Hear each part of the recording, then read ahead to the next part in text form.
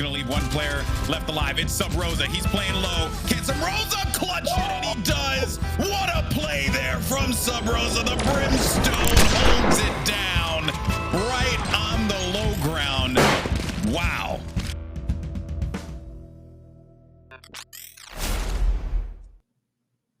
Welcome back, ladies and gentlemen, to the Pulse Series Open Qualifiers. It's day 2 of Group A, and we're glad to have you guys back. My name is Upmind, joined here by Sully, and we have 2 great best-of-3s to decide who are going to be the first 2 teams qualified into the main Pulse Series event. Yeah, our first best-of-3 lined up. It's Big Pizza versus Spot Up. You guys probably know who Spot Up is. There's no need for introductions. Coming in as the #1 seed. It's Big Pizza, who are kind of the unknown quantity. Yesterday, you guys got to see them dismantle overtime, only allowing 11 rounds between 2 maps. They're a pretty nutter team, but against Spot Up, that's the big question. Do they stand a chance? That's what I'm wondering. I really do think they have a chance, but it's going to be difficult, Gus. Very difficult. No, absolutely. I mean, this team has been pretty much on a tear in the past couple of months. I mean, you talk about sort of individual fraggers on the squad and what would be a tier 2, tier 3 just wipe of multiple tournaments. We've seen them in Nerd Street Gamers run through open brackets, even CLG having them a couple of times throughout their Blitz Cups. Yeah. And not only that, but this last weekend, we saw them take up the first 2 spots from the open qualifiers for the Pittsburgh Knights Gauntlet. So, I mean, Spot Up. I mean, I'm excited to see how they actually treat out today because, again, yesterday they swept right through their entire bracket. 2-0s throughout the first 2 games that they actually played out. And like you mentioned, Big Pizza, I was personally impressed with them. We didn't get too much of like a sample size of what they're all about, purely because they faced up against Overtime, a newer team in a sense. They just got themselves sponsored, so they're still trying to make a name for themselves. Actually, at the moment, Overtime is actually facing off, who was it, Blitz, in a game for Andbox. So, I mean, there's a lot of action going on tonight in Grassroots Valorant, and I'm glad to be here, Sully, to bring some of that with you. Yeah, I think we've got the best action here, though. It's the final 4 teams. We've got this best-of-3 lined up, but then the next one is going to be stellar. Second Wind versus Pretty Boys. If you guys stuck around with us the entirety of the night, you guys saw Second Wind versus Mama Mode Gaming, how stellar of a series that was. All 3 maps going all the way through the bracket. They took down Pulse Esports, and then the challenge of Mama Mode Gaming, they've gotten over that hurdle. Now they've got one more, and that's Pretty Boys. Pretty Boys, they're no easy team to play against either. We saw them play against Prospects, demolish them a map 1, but then we had 2 next very close maps, but then they 2-0 elusive. I think that was no problem whatsoever. And keep in mind, they were playing with 2 subs, no Anderson, no Pure. They had strong legs in their coach, Random Noob stepping in. So Pretty Boys are looking pretty for our second matchup tonight, but let's focus on Spot Up and Big Pizza. Their players on Big, I think this is kind of expected for at least Pretty Boys. Map 1, the first map picked, it is Bind. Pretty Boys ended up selecting that. Makes a lot of sense. They played against Prospects, probably one of the better teams I've seen in this bracket, maybe in comparison to like Elusive, the team right after that they 2-0'd with 2 stand-ins, by the way. So Bind defeated them 13-1 in the likes of Prospects. Probably going to be their map unless Second Wind come in swinging. They did the same thing to Mama Mode Gaming. Very good team on Bind, but it's going to take a massive effort to get us over the line. Second map is Haven. You guys can probably guess that is the pick of Second Wind. A map that they were also pretty darn good on. That was the map they took over Mama Mode Gaming. So these are our 3 maps: Bind, Haven, and Ascent. The same 3 we've seen all qualify along, at least in the first 2 days. And we're rounding it out here with a great beginning as Second Wind started the defense and Pretty Boys on the attack of Bind.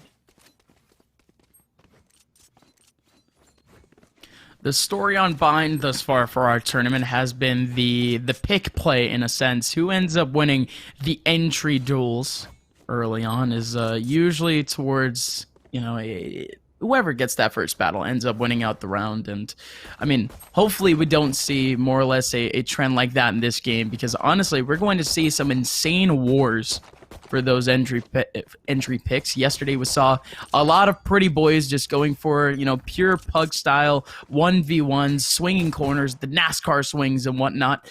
But even then, don't really think we're going to get all too much of that, as again, Second Wind, they are very much a more conservative team, but tactically speaking, they're all there and ready and raring to go. The Pretty Boys, they do line themselves outside the A extremities, but they haven't executed just yet. Second Wind, a very early rotation and a very early 4-man stack on A, really just trying to hold off what would be an early rush from the Pretty Boys. We are going to get a couple of seconds in, a rotation back that's very common. At least at this point, the Pretty Boys, they haven't exactly rotated. 1 minute left. It's going to be a 5-on-3 most likely.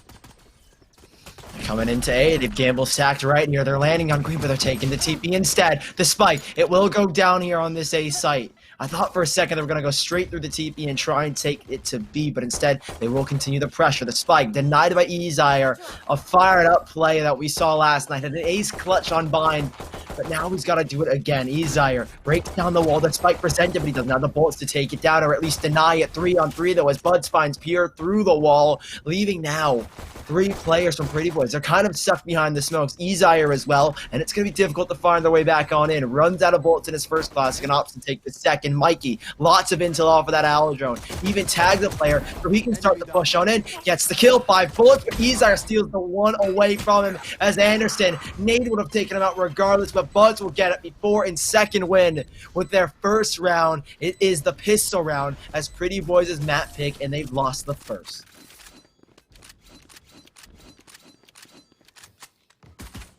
That's a very hesitant approach from Pretty Boys, and that's not exactly a bad thing. They took their time. They made sure that what would have been an early stack on most rounds from Second Wind ended up getting thwarted. Ended up taking back the site, but again, Second Wind still fragging back and forth. The 2 big fraggers from yesterday, Buds and Ezire, capitalizing once again in that round. 2 for each player. Still gonna lay around on what is this eco from the Pretty Boys. They don't want to invest too much in a sense because again, Second Wind, they're held up on SMGs. They're going to be playing off angles, really just trying to take on these wide interactions incredibly early on off angles. The Pretty Boys, at least, they're not going to go for anything too spicy. Whoa, wait a minute. They are making their way towards B, and it's a split, but Pure, good one, Deke, to start things off. And Anderson already taking down Mikey's Snipe. Do one player into the back lines. It's going to be Buds, and he's overwhelmed by the pistols with his own pistol. Second Wind, they have immediately gone down to only 2 players. It's going to be a 5-on-2. Make that a 1v5 retake for Boostio.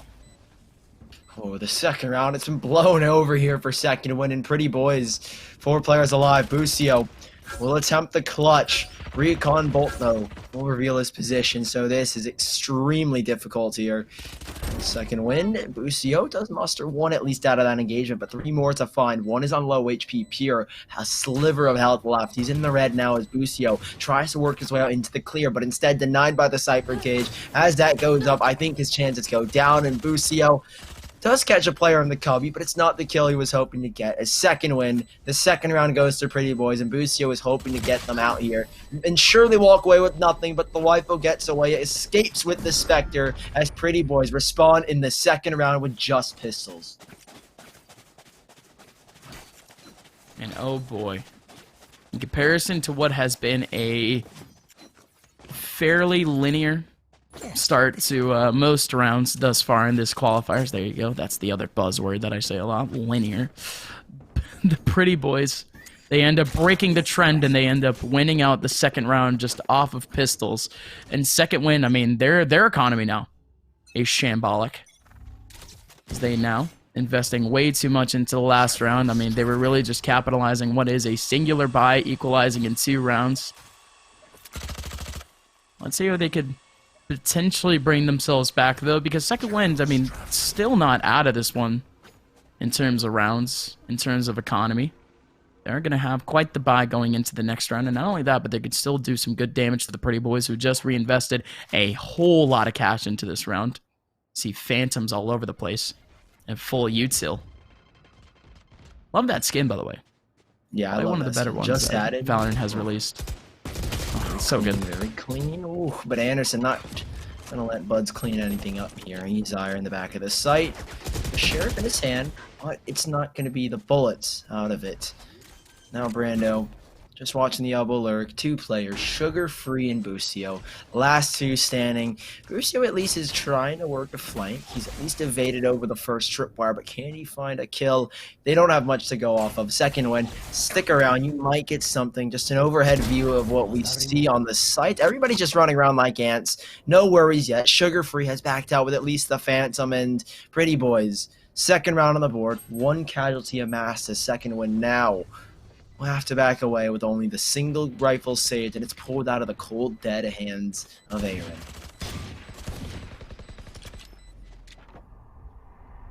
Not gonna do much. Sugar Free again. Off that near sights. Still stuck around the corner. And again, Bustio's done and dusted. He's not even gonna get picked off at the very end here, so he's gonna be able to hold on to the Sheriff in full light armor. And going forward, Second Wind, they are going to be able to reinvest into this round. That round, again, fairly easy for the Pretty Boys. Just make their way on sites. Second Wind, like I mentioned, off of Eco, they are going to play more off angles. Just trying to get themselves a cheesy 1-2. Again, not able to capitalize. And the Pretty Boys, they picked up Spectres 2 rounds ago. And those are still being reinvested in. Those are still being kind of thrown around. Aaron and Pure still holding on to him. Still existing for 3 rounds. Never seen a Spectre last that long. But at least for now, the Pretty Boys, they actually have a pretty wide default going on at the moment, and it's really just trying to hold off on what would be a rush. They have a player holding out over on short A. They have a player outside a bathroom with a camera laying on in. I like this setup from the Pretty Boys. Is it going to be effective, however, is actually Second Wind. They stack up 4 on B. Here it comes. Owl Drone leads the charge, clears out everything towards short here is now Busio. He's forced to duck and dart away to TP as well. They're trying to go huge here. They're trying to invest all the marbles into this round. And now, while they have the opportunity, while they have the spike presented to them, you look at the layout of the site, you've got a player tucked in by Tetris. You've got so much utility used here by the side of Pretty Boys, and Busio, despite the utility given, he still finds the first. Cypher Cage goes up, and now they're starting to dot on out, though. Thwifo, he has that information, and now he spotted one. Aaron still tucked in U-Haul. They've got to work together. And Harmony and Instinct. Spectre up close. A messy find, though. Thwifo does annihilate one here, as Brando does get a second for their troubles, and he spins back for the second. I don't even know how he's gotten that. Now just 1v1, but Mikey Snipey, 12 HP, will have the second round for Second Wind with just a fraction of a second left there as Second Wind close, but not enough for Pretty Boys to find the third. Oh, so close. And considering the last player was on that Spectre, had full HP, I mean, hell, Aaron could have done so much work there, as if he already had the heal up too. So if Brando had just stayed alive for just a couple more seconds, would have been healed up back to 100. So it's not like the Pretty Boys don't have a good setup, or at least don't have a good plan. Just that Second Wind, at least in that round, capitalizing. But again, Second Wind getting knocked down to only a singular player at the very end of the round. So their economy still not exactly the best. Both of these teams are pretty much on equal standings in terms of cash.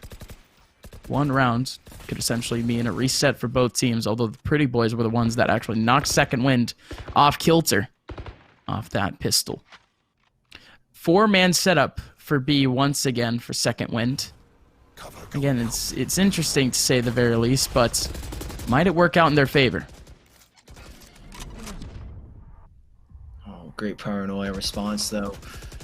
That gives them a lot of paranoia, but Mikey Snipey sends Anderson back the other way. Recon Bolt. Ooh, doesn't catch anybody, which is thankful. Brando was hoping that I might have caught something for the Pretty Boys, and he almost lines up a couple. Dashing away, trying to go first swing boost here. That's risky. And well, sometimes you got to get a little bit risky for the bisky. Pretty Boys, 3v4 now is with the Thwifo again, lurking solo. Aaron tosses the wall up, goes to 3v5 onto Anderson, and now they're playing up the fact that they're hoping at least that there's nobody on this A site, but instead there is one, and that's Sugar Free. Second Wind, were given their second win against Mamamo when it came to the judges, and they've been given the chance to lock it down here. Ezire as well has got players all around him, and is he ready though? Player behind, and he doesn't clear it. Anderson's got his back turned, and Ezire will go down as Pretty Boys. Last 13 seconds as Sugar Free still waits in U-Haul. They go back through the TP, but I don't think there's time, Gus. 4, 3 seconds, 2 seconds, and 1, and they won't have time for the spike plant. A second win, have got it in the bag. A third round as Sugar Free is just playing with them. 3 alive, and Pretty Boys only keeping the 1. I was about to say, Aaron might have actually had that opportunity, but that last spray down right through the wall on site was the clutch factor to things. Again, it might have been off by like maybe a millisecond or two, but despite all of that, Second Wind, a highly successful round off of what was a very wide, very hard read-ish type holds. Again, 4 over towards B very, very early on in the round. But even then, rotating at pretty much the perfect time that the Pretty Boys tried to make their way over on A. And wow, okay, Boostio. Love to see that. Off the jet off. Again, zooming on away off the first peak in bathrooms. The rest of the Pretty Boys, they're over towards long. They might be executing soon. They still have the lurk over towards short on A. As always, these players are getting dangerously close.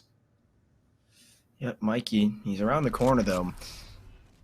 And Second Wind, they've been having a very solid hold on this B site, but as I say that, first to fall, Aaron doesn't go for the wall. Instead, it presents himself an opportunity. Buds has pushed the issue and leaving just Anderson on this site, in the rotation from Thwifo just a little bit late. The spike down in front of the tin can as he spots the first, tries to tap the head, but he's missing the shot to Busio, catching him through the wall of Hookah. Seals the 4th round for Second Wind, and Pretty Boys, I was hoping Aaron would have tossed that wall up because that double setup towards elbow, you never expect the second player there, and therefore Pretty Boys just caught unaware as Second Wind easily taking that round away.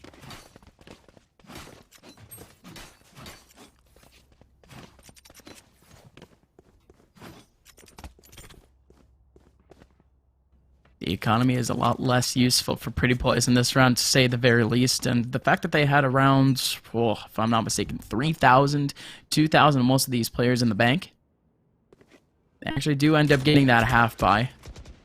Equalizing, stabilizing what is a very unequal economy thus far, but oh boy, Sugar Free looking for a couple of taps, but instead actually it's going to be Thwifo swinging around the corner, getting himself the frag with the Sheriff, and actually the neural threat, the neural network comes in early, and Thwifo's still super, super aggressive, swinging out of U-Haul and getting a kill in heaven. Pretty Boys, their setup was a lot more inferior to what was the last round, but it could just be working out in their favor. These Second Wind players still making their way around the corner. There was a wall on site, but that immediately gets broken down. All these Pretty Boys players just holding around corners. One player even just rushing right into bathroom, but that player ends up backing on out. The readjustment is huge. So much distraction. 3 players in U-Haul, and it's still Thwifo. Thwifo trying to get himself a 4th. Boostio around the corner gets it. Anderson right on through, running through the smoke. He was initially at bathroom off the take, rotates on in into short, and using the element of surprise, wins the round for the Pretty Boys. Huge from Thwifo, and the Pretty Boys are back in this one before they even have a full buy.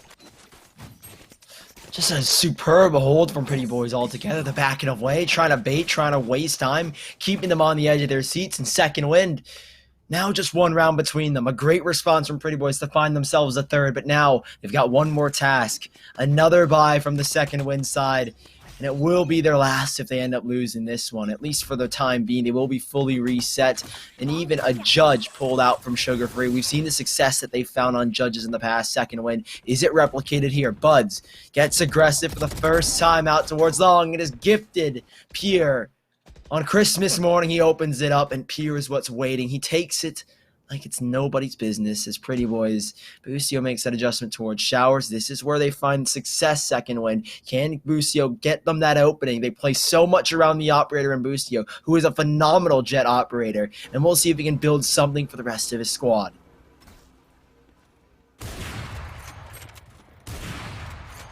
And again, big already, this trend for a lot of these teams. You have a pick go on to the other side of the map, for at least the attacker side, and they try to readjust their positioning. No trade either. Almost impossible to do so against what would be a more Pika's advantage in holding corners all, but this is close. Sugar free around the corner with the judge, still catching one, but that is a very effective trade. 35 seconds left. The only control that Pretty Boys really has is over towards Bathroom and Second Wind. They have a 3-man trade, a 3-man crossfire here on site. And it's mainly focused on Bathroom as it just works on their favor. Huge shot coming on in, and that's going to be Buds actually with the initial one around the corner. Trying to act off trade again. That's going to be Boostio. Boosting on away. So one around the corner. That's Anderson, and Boostio going big once again. 5-3 to Second Wind after Pretty Boys thought that they could sneak by off the streak of Second Wind. They simply can't do so. The Pretty Boys back in the dirt. Boostio is always that man that when you need someone to count on, he always steps up to the plate, and they needed it massively there. Alone in that Tetris position, really no one to play a crossfire with them, and locks it down with that operator. Pretty Boys financially reset in this run will make light investments in the form of a Phantom, a Spectre, a Bulldog, and a Sheriff. One man saves all, and that's the Wifo. Pierre, straight out middle, nearly catches Izar, who only shows the pixel of his arm, and so no shots ring out, Buds. I think he's going to go for a fake TP, if I'm not mistaken. Tries to pull it out, but still holds on to it. Doesn't go through. It doesn't commit just yet as Pretty Boys line themselves up out long. Buds in for the feed, in for the multi-kill, and it's 2 already. TP'd on out. A great TP as well. It's faked him out, and Brando walks into Mikey. A flawless round from Second Wind. Not much expected as they outplay them and outmaneuver them. And Pretty Boys half the score of their opponents as Second Wind secure at least an even first half. I see him with that teleport. Okay, okay. Saw that like a month ago. People were like shocked that it was a thing that you could go into a portal and teleport back on out. But that one was perfectly executed, especially with how high impact Pretty Boys actually were over towards long. Immediately going on back and kind of using the drift to go into the teleport and back on out. Wasn't exactly all too effective, as again it wasn't needed to an extent, but well, Pretty Boys get thrown off by it. This is a better setup, though. In comes Anderson. He's up in heaven. Welcome to the heaven area. What can you pull off with the Izar in the back lines? But that's Buzz immediately off the trade. Ooh. Dashing on into the back lines of A. Still going to be a 3-on-4, however, as you did have a kill off the Raze nade. One's already revealed. One's in Tetris. That one's pinged on out, too. Has to be high here for Thwifo. Does end up getting one and jumping on down. Boostio doesn't expect it by any means. Mikey Snipey, the last one remaining on a 1v4. Well, there you go. Pretty Boys, they break on through off of these isolated 1v1 duels. And Thwifo gets the last one, too. I mean, his spot was revealed early on in what would have been that retake for Second Wind, but it just doesn't matter. The guy still frags, doesn't he? Yeah, it kind of feels like the Waifu just pops off there in a big position as well. That's kind of one of those one-and-dones, but it isn't fully cleared, and the fact that the second player is an operator in the hands of Boostio, we know he's fast, but you've got to be lightning quick to catch the Waifu jumping on down like that. So the Waifu goes massive, gives Net Pretty Boys a score of 4. His Second Wind now. They did still have residual cash to buy, and even if losing this, I think they still will have enough to buy again. Maybe not Boostio on that operator, but at least the rest of his team will. Boomba out towards the middle of B, doesn't see anything, doesn't connect with anything, doesn't make the noise that it's running as Pretty Boys. Very slow and methodical in this round. A more standard default. 3 towards B, 2 working showers in A short. Simple stuff coming out from Pretty Boys. We will now see them slowly but surely get a little bit more eager as to where they want to go. 3-player stack, though, for Second Wind towards B. And if they want to commit, this B site has been a solid hole from these 3 players thus far. Ooh, again. Second Wind opting for the 3B early. And you had that crossfire at long, really just trying to hold off what would have been an early rush. But it's not much, but Brando now. I mean, if those choke points weren't held off before, now it is. But what? Boostio still waiting over towards short, and there's so much noise being made at B, but it simply does not matter what's going on. Boostio Again, just trying to updraft on in, trying to tap some heads with the knives, but it's not going to happen. They do get the revive, but in comes the wide rotation to Second Wind. And even if Pretty Boys tries to rotate now, there's a player on the flank. Huge now, Pure beyond the grave, getting him a kill with that, oh no, with that showstopper, but going on in. There's all the information in the world. Oh, kills a flurry. Oh, no. Mikey's got another. Oh, no, he's on a sliver. He's on a sliver, Brando. Wait, the time is on a sliver. A Second Wind.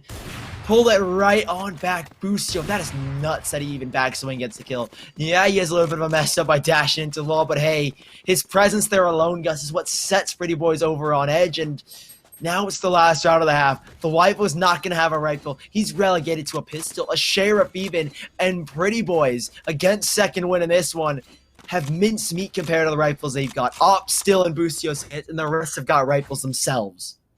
Let's make some chaos.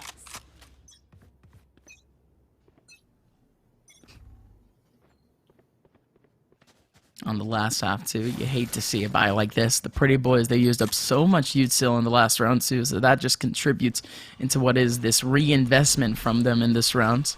Again, you mentioned the rifles, but one of them is downgraded. You even have a sheriff laying around on one of the players in exchange for what would be util back.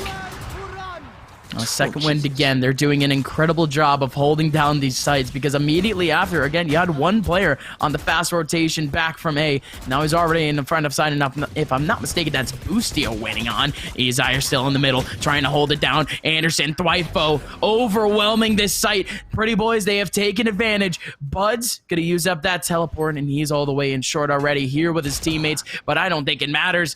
Pretty Boys, they have taken full advantage of sight. And they win out all the trades. They win out all the 1v1 duels. They clear out all the angles. And they might just win out this half if Mikey Snipey doesn't pull off the incredible 1v4. Already has 2 under his belt. Brando around the corner. That was a little bit risky, but ends up getting the kill anyways. Pretty Boys, 5-7 as they close out the half with a singular round. With the Second Wind team, they look good.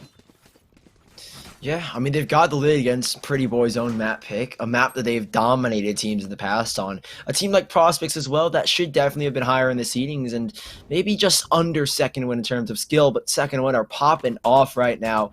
7-5 lead heading into this next half, and Pretty Boys, it all starts with a pistol. I think like this is a lot more so than ever because it is your map pick. You're down 7-5. It's a close score, so you can make that recovery later down the line after the pistol, but hey, it always begins here. Second half, a second pistol round, as Second Wind started up on the attacker side.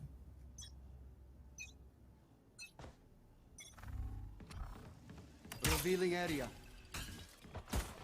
Found them. Shot that. Oh, that recon bolt somehow catching a couple of players over towards long, so that's at least a little bit of info. But again, the pistol round, so unexpected for a lot of teams because you see so many different dynamics. But that's an interesting teleport if I've ever seen one. Very early on for Second Wind, you have Izire boosting on in to short A, going right into the teleport, making a lot of noise.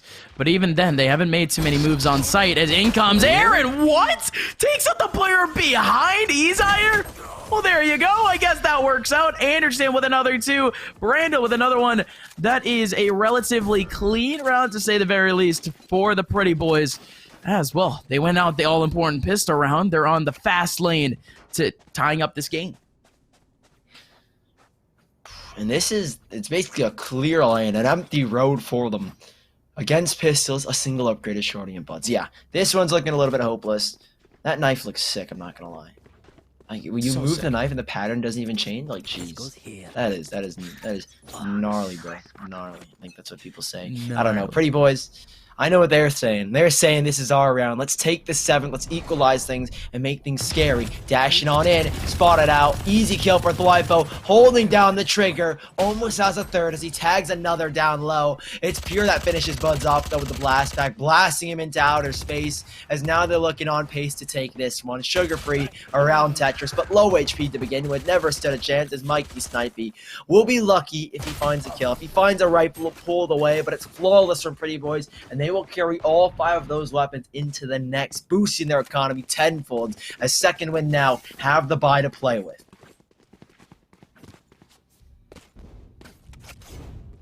Yes, sir. Again, the Pretty Boys not dropping a singular player in that last round, so they won't have a singular rifle to work with. It's going to be 4 SMGs and an LMG in the hands of Thwifo. Second Wind, they dip all of their cash. Combined for this Second Wind squad, they only have 500 credits to go around off the initial buy phase. And not only that, but Second Wind actually pull off an early default. Their first chance that they have in terms of guns. They just want to pull up and at least get as many picks as possible to make their takes as easy as possible. Also, we just saw the Phantom again. Again, that Nebula skin, it's so good. I can't get over it. I love it. Like, look at Bud's moving, and you see that, like, the star, I guess, if you will, or, like, the sun just doesn't move. I love it. So clean. It costs a lot, though, and unfortunately, I don't have residual cash, and, who cares? Who cares what I think? All I know is that this round for Pretty Boys was big enough as it is, and they had only SMGs, really, and they're swinging against Rifles Gus. One stands alone for LIFO, and Ares in his hand, a head in his dream, but it's slowly forming into maybe a nightmare or a lucid dream, as it feels so surreal. It feels expected that they drop this. The third round Law now runs out of bullets, goes to reload. All 47 left over, and Second Wind expected taking that 8th round. The third to follow after the pistol, and now they've got the lead on back, but Pretty Boys, saving onto those weapons, have got the buyback to challenge. Oh, absolutely, and, well, we saw the LMG in the last rounds, but that was the Ares in the hands of Thwifo. That goes there, this goes here. And now at this point, we're going to see the Odin. Again, I need to keep talking about util usage because, I mean, I mentioned a little bit earlier in terms of just good Sova play. But usually when you talk about good usage, we usually just talk about the Owl Drone. But was I the only one that saw that Shock Dart actually... There. I don't know if it was inadvertent or anything of the sort, but the Shock Dart ended up taking down 2 trips at the same time off the take. It was a pretty good usage, to say the least. And again, like I mentioned, you usually see Owl Drones doing all of that advantage, but I didn't even know Shock Darts could do that. That it's really just like the based for blast packs, residual right? damage. Yeah, the blast packs, what's another one? Paint shell grenades? Yeah. I guess the rocket, if you decide to use a rocket. Orbital strikes, No even. way. Yeah, I'm imagine using an entire ultimate to clear out a single tripwire. Yeah, that'd be kind of crazy. I'm not gonna lie. An ulti for a $200 piece of util. Exactly. Something you get only once every so often in a game. Yeah, let's use it all just for a single 200 credit tripwire. But they're Here comes using the take. all their wits to work. The slight Pure spotted out by the cam, though. Has the operator and knows as a player 100%. That cam was not there from the get-go. The Cypher cage goes up, and it's all a matter of he times the shot, but he hasn't crossed yet. He's still stuck in towards showers. He is still, as Aaron is nicked the kill away. Pierre will take that from him, though. But he's still kind of stuck, though. There is still a player here in Second Wind. They're putting pressure onto Pierre to try and find this kill, and he can't really go for the peak. He almost has it, nearly has the first, and he does. Aaron now has taken the second life, and Sugar Free, somehow Pretty Boys have spun this one on their fingers, spun it around. Aaron just holding the spray, will seal the 8th, and a great response from Pretty Boys, as soon as the rifles are in their hands, the round as well is in their back pocket.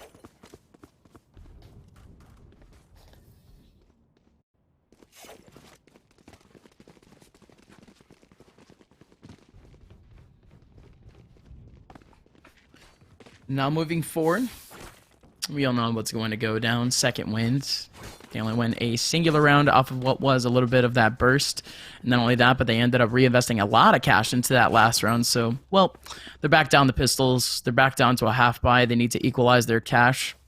Might just do so with about 2,000 to 3,000. But I mentioned equalizing cash, but, well, they do have 3 players on 2.5k, but one of their folks have 3k plus. We might be seeing the operator coming out soon. But that wall, oh man, it's opportune to say the very least. Aaron gets nearsighted. That take's already done for now. Here comes Aaron around the corner. Not going to go down to the shorty, but instead the Phantom chiming in, spraying down heads. And it's all too easy for Aaron as he stays alive. Now just one player left, Mikey Snipey, trying to do the most that he can with this downgraded SMG. And not only that, but the Pretty Boys, they end up getting the revive at the very end to keep on even more economy. So whatever Second Wind was thinking of in terms of, well, the good old term economic damage, it's already done for. A perfect round from the Pretty Boys. Yeah, nothing lost at all with that revive. They hold on to everything. It keeps their economy booming. They would have had to reinvest, and to be honest, smart play. Some people might see that as you just wasted an ultimate, but no, Pretty Boys calculated and planned. They hold on to guns. Their economy still a little bit fragile as the rounds continue, as the rounds progress. A round loss here would set them up for disaster if they lose the next, and I mean horrible. They would lose all their cash. They would lose all their credits. The next thing you know, Second Wind are on them. They've already got a lead. They might take it away as well at that point. But Pretty Boys sit tight with all 5, and they again lock up this B site. 4 players showing presence from Second Wind, but not a lot of info gained. And there's even a flank coming in from Anderson. The Owl Drone reveals the position of Izar, but he at least evades the last 2 Hunter's Furies, but it does end up tagging 1. Still, though, a flank being prepared by Anderson as he might catch off the Cypher. He's coming around the corner here. Gifted that kill now as Anderson shuts down Sugar Free, putting him up a man here. And with 2 other players tagged down, Gus, it's not looking good thus far for the rest of Second Wind. No, surely not. And again, that's kind of what you hate to see if you're Second Wind all the way in the back lines like that. It's getting rushed down. That's an early pick that you simply cannot trade. It's gotta hurt, but the Pretty Boys, they've read this situation well. It's going to be a 3-man stack on B, and they have the right crossfires for it, but Brando immediately goes down. Aaron has to hold things down for the team over towards short 2, and the Phantom rings out true. 2 for Aaron. As now it's just down to Mikey Snipey in a 1v3, and he's facing up one of those snipey weapons. He's over towards the teleport room, but that's just going to have to be it. Round's over. Mikey Snipey, best he can do is try to take down some of these rifles. But instead, the Pretty Boys, they capitalize at the very end. It's 10-8. And not only that, but Second Wind, if I'm not mistaken, I don't think they can buy. Yeah, cash has just gone down the drain again. That round would have been a big one for Second Wind, a huge swing one as well. Would have brought everything to their favor, would have tied things up and kept Pretty Boys honest in terms of their financials. And now they're booming. The market is going huge for Pretty Boys. The stocks are rising, and they're on 10 here now, Gus. Their map pick, 3 rounds away in Second Wind still. It's been no easy fight for the Pretty Boys regardless, and now Second Wind. Pistols in their hands, a dream to accomplish as Pretty Boys. Operator from Pure already, doesn't even care about that camp. He still wants this going. He wants all of the dust and all the smoke as it clears up now to find Bud. Still backing away. They're trying to push him on in. 2 missed shots from Pure, but there is the trade back from Brando. He takes a long enough time there, Busio, that allows Brando to make the quick adjustment. Blast pack is get flying, but Pretty Boys still have the man advantage, and Aaron's ready for a boost up over the APC. Operator picked up by Sugar Free, though, sends us back to an even Steven man advantage, but where's the spike? It's in the hands of Thwifo. They've almost got this round just because Second Wind forget the most important thing. And these last 2 players pivoting around Heaven and Short, they don't even need to peek at this point, but they still will anyways. Just for the frags, just to see what they can pick off. Izire in the front lines, still trying to take down Aaron, and again, they didn't even realize that the spike was actually in the control of Thwifo. At that point, they were just done for. Second Wind, man. Had a huge opportunity in that round. At least in terms of control, but that spike being all the way back into what was a little bit of a default type setup doesn't end up working on their favor. They still have a bye going into this round, so it's not all that bad, but what are they actually going to do with it? They had, I mentioned, more or less a default setup using the spike in the back. Makes me think that they were just trying to go from some early picks, but at least at this point, Second Wind looks like the team, they're all going to approach together. It's going to be a 3-2 split between Short and Batherman as in comes Second Wind on A. Oh, Buds. Great opening as well on the Pier. A critical one at that is no trade back from Brando. He's been good in that position, but when no one to pivot off of, no one to play and bounce ideas off of, becomes a little bit difficult to hear it. Oh, I thought he spotted the barrel of Buds, the shining and glistening skin. And now just 2. Thwifo and Anderson, the life of the party, as Thwaifu is knocked down to a sliver of his life, and they're just going to save off of that. Yeah, Thwaifu gets a kill, but they don't really have the HP to battle against. Second Wind will take at least the 9th as Pretty Boys still sit tight at 11. The match is still close, and it does feel like it is still anybody's game, but Second Wind need a monstrous performance to pull things back here.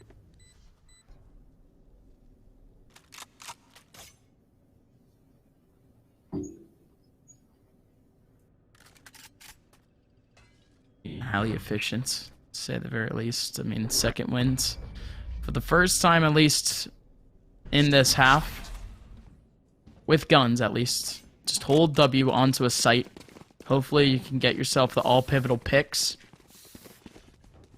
And even what was the post take, pretty damn good if you so ask me. One player in the back lines of what was a one and done spot. And that defender entrance of A.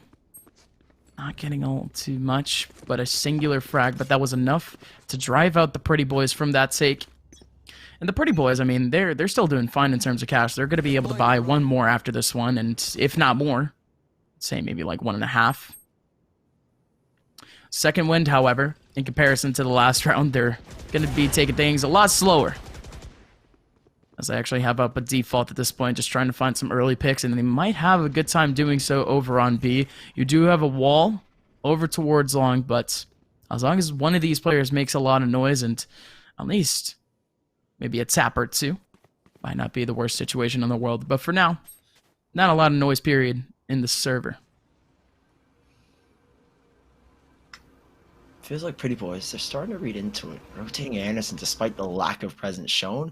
Ooh, that owl drone. It's gone by him. They have no idea that he's already so close, and because of that, because of the owl drone not checking its corners, Buds is given the kill. That's the site essentially taken. They will start to run away, but Buds. Oh my god, Buds! 3 kills, a 4th even, and Thwaifu is the last one alive. He wants the ace, 7 bullets in the mag, and not enough as Sugar Free puts him down and sends him to the cage. 10 to 11. Buds has gone massive for Second Wind to find double digits. So sneaky, so sneaky. Buds, you madman. Running on through, denying Pretty Boys any semblance of information and any semblance of predictability. Guy runs right on through the smoke. But also, I mean, his ace got stolen, so I'm a little mad over that. But, well, for now, the Pretty Boys aren't too comfy. I like that. What is that, a teddy bear? I would like to assume. I think it's a bear. I don't know. A lot of the things... You remember the cat yesterday? Looks fluffy to me. We did have a cat yesterday. No, I don't. That was really? not a cat. That is a gross cat. Dude, it's modern art. You wouldn't understand, but okay, yeah, a cat. All right. No, that was not a cat. That was a scribble of a mixture between a rat and a cat. That's what I'll call it. I'll call it a racat, like ratata. I don't know. Have you ever watched the show Cat Dog? Definitely not. Definitely not. Okay, you're too young for that. Okay, understandable. That's all good. It's all good. Thwaifu with the Odin, of course, spraying on through shorts. Gonna catch himself one. So one more on short to catch off with the Odin, and of course it works. One more on sight. That showstopper not gonna get a kill off, and actually Thwaifu gets another one off this one, but where is he going? He's higher. Boostio both catching frags. There's still only one more remaining, and that's gonna be Boostio going down to the big green of Pure.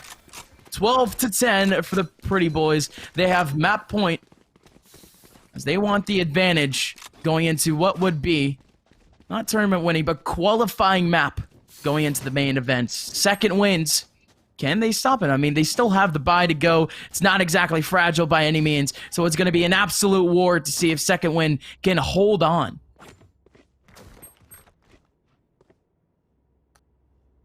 Whew. Difficult stuff for Second Wind. They do have cash. They can lose as many players as necessary and still have enough to buy, but they've got to play fast. They've got to play aggressive. The style with Second Wind on the attacking side thus far is, let's try and group together, find some kind of pick. We'll try and build off of that. And the main thing is with Second Wind, a lot of these executions, a lot of the full exits that we will see come out for them probably on Haven, or if we go to that third map of Ascent, is based off the fact that they've got a Phoenix run out back, but there is no Phoenix for Second Wind, and that's kind of been the deciding factor for a lot of these exits. Nothing to really build off of, nothing to draw that attention away. And even with that Jet, the Jet is so prone to be going down midair, and it's difficult to cause a commotion. As now Thwipo working his way all the way back, it's Izar that was caught off Anderson on the double flank.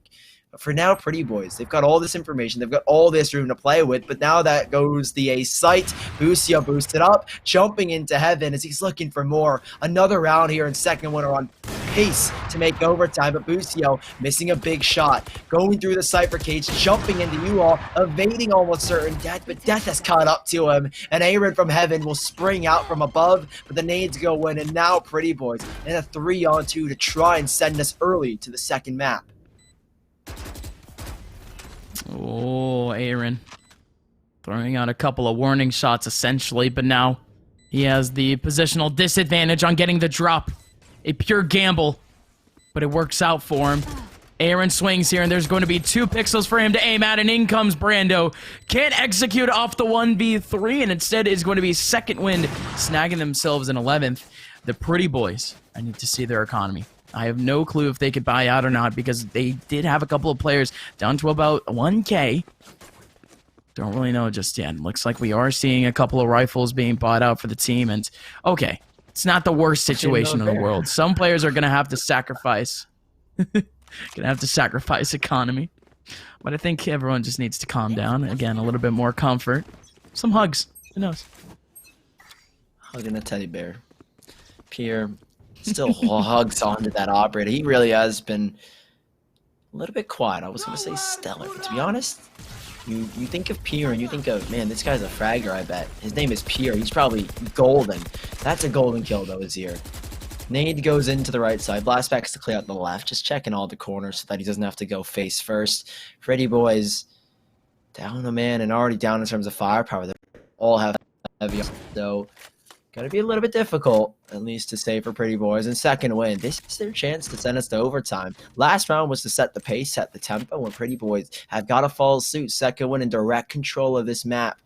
In direct control this round as Thwipo has to go absolutely huge. First burst, straight headshot into Sugar Free position, given though he's trying to hold the spam. A great recon dart, and Pierre from the backside of APC has found a double and found Pretty Boys a double man advantage as Second Wind are seconds away from defeat here. Pretty Boys 2-man advantage in Second Wind. Busio and Mikey Snipey have got to go massive as it is just this one round at their fingertips.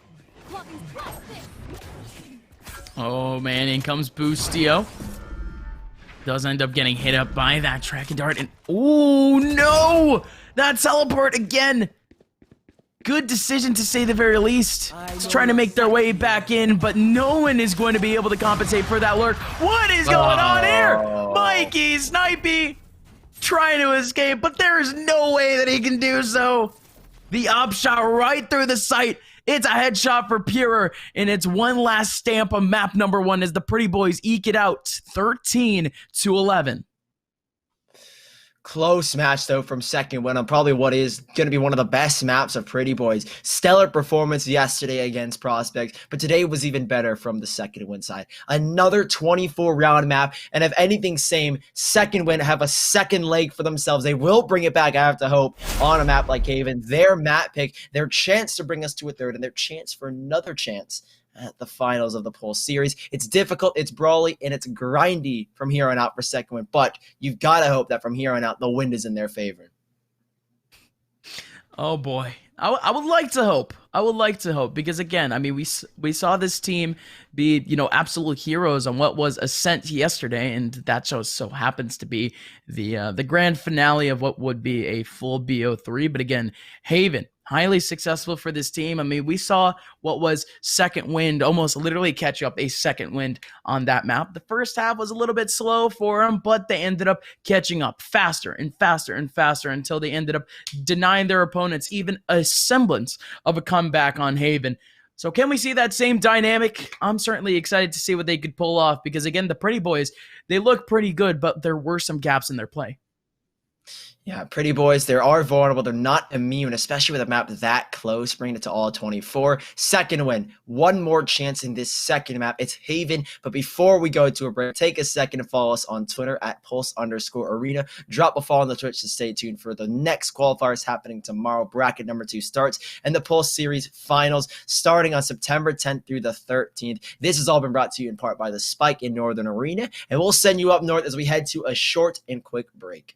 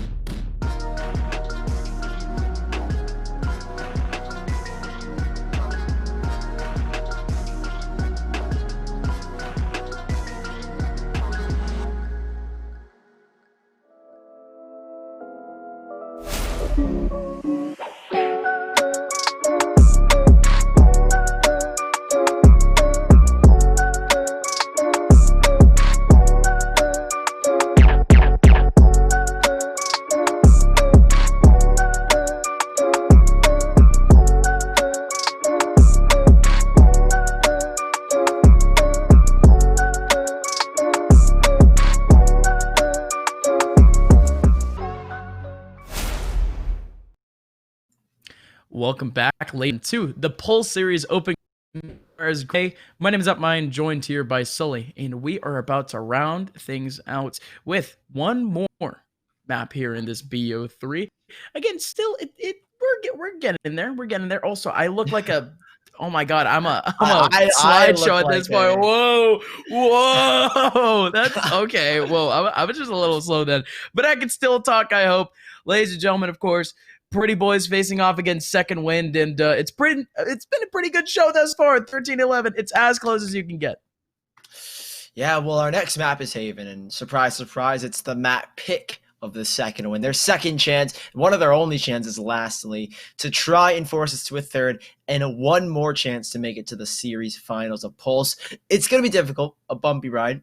Pretty Boys, no strangers whatsoever. They've taken on teams like TSM in the past, brought them to 13-10 before. They did lose that series, but it's the biggest loss they've received in official matches, according to the Spike GG, in terms of Haven. Difficult series for Second Wind coming up. Mentality has got to be running low. Their emotions must be filled, different, mixed. I don't really know how they're feeling right now, but Pretty Boys, I know sure as hell, are riding the high off of that victory. Oh, no, absolutely. I mean, it was as close as you can get. We were mentioning how more conservative both teams were in comparison to the other Haven games that we've seen. A lot more picks, a lot more, I guess it was more tactical in a sense.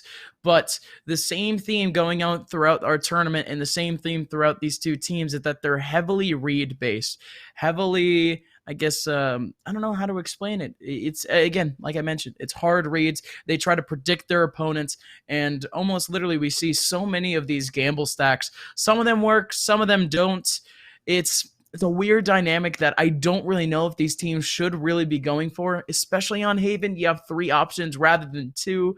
So, again, don't really know how this one will go out. We saw Second Wind the absolute fraggers on Haven rather than being this tactical mind that we saw in this map number 1. So, ladies and gentlemen, we're going to be getting into the map very soon. But Sully, I want to hear from you.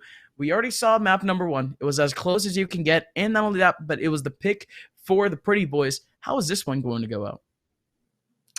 I still think that it is going to go Pretty Boys. I just think that the way they performed the bind and the past results on Haven, it kind of stands out that this is their map to win, or their map to lose, if you will. Second Wind, so much that they've got to do. I mean, you've got to battle against Pretty Boys. Anderson was popping off. You still have Pierre doing his job as the Rays operator.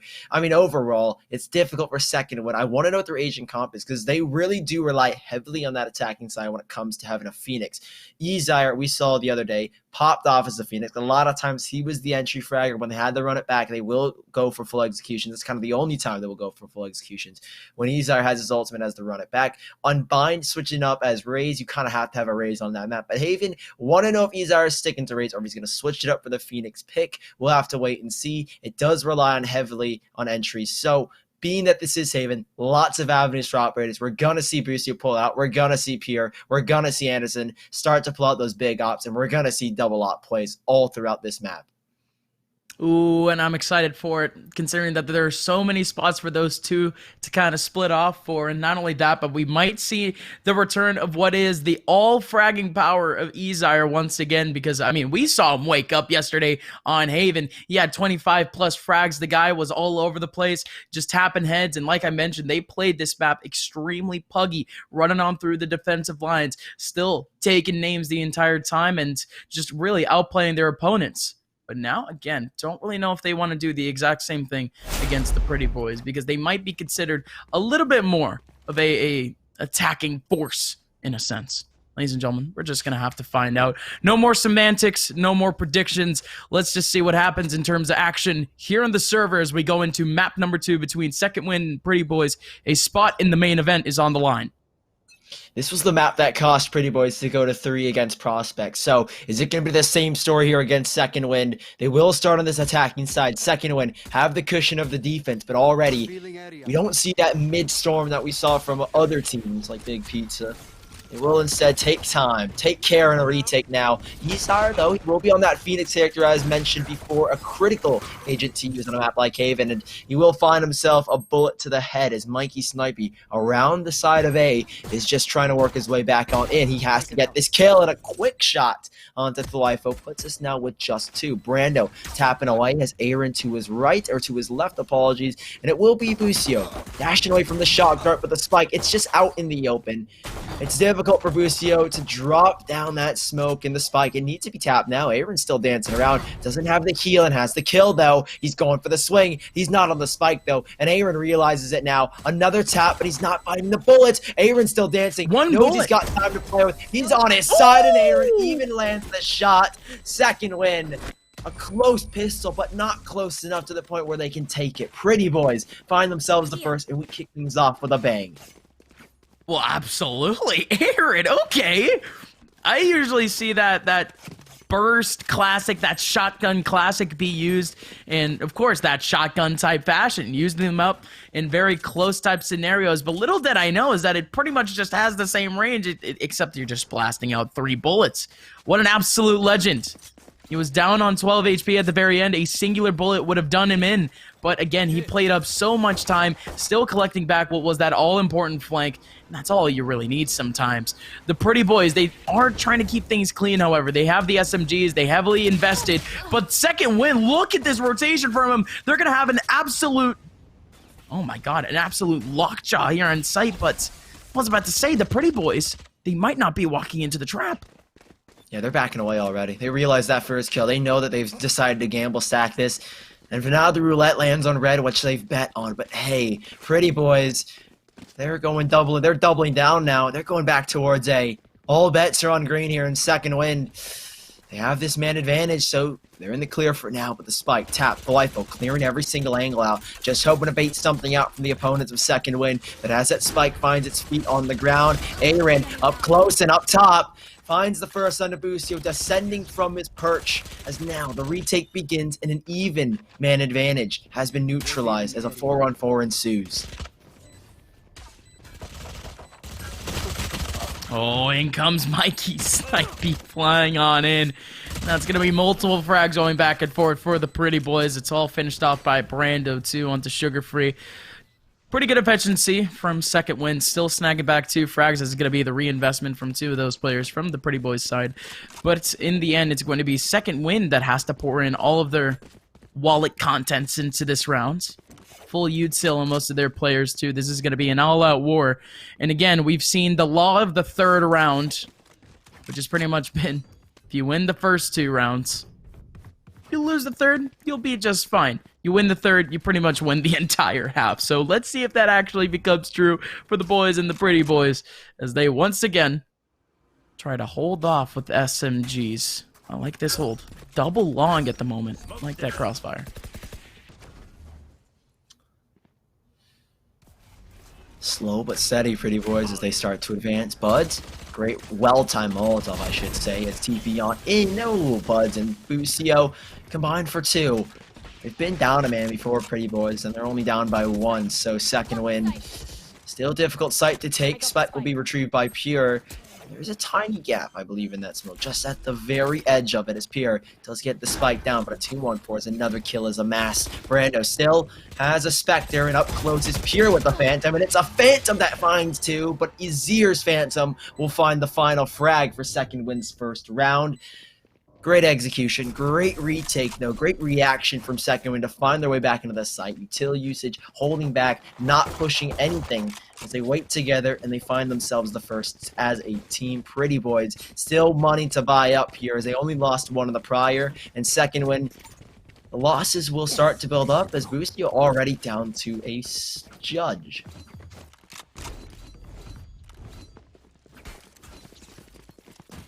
Okay.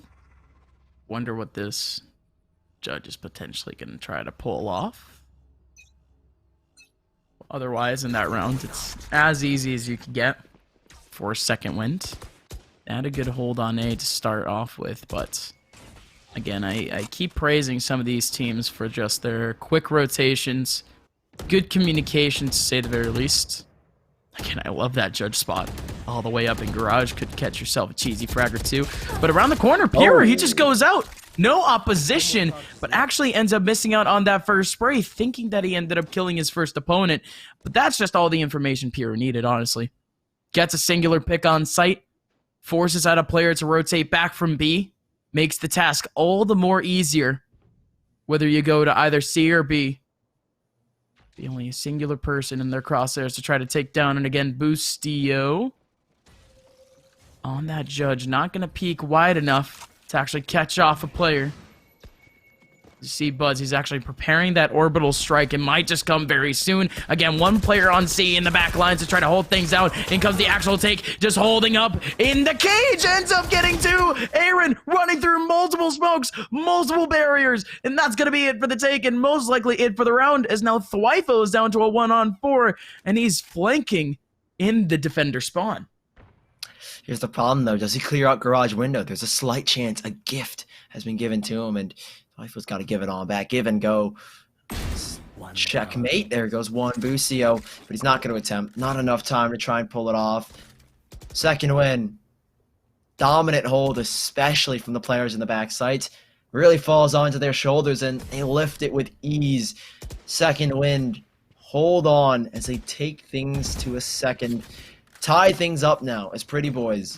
They will hold on to that one rifle, but they've got no money to buy. So this round is going to be difficult, and again, they're looking for one thing, and it's damage to the economy of Second Wind. See if they can take some rifles out of their hands, because at this point, we're only 4 rounds in, now about to be 5, and both of these teams' economies are fragile and frail. So there's a chance to bend and mold it to your will if you can take rifles out.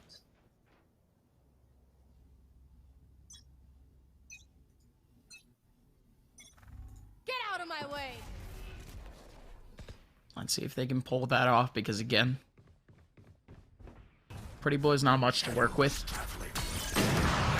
Could make their way on it, and oh, using that trap wire perfectly.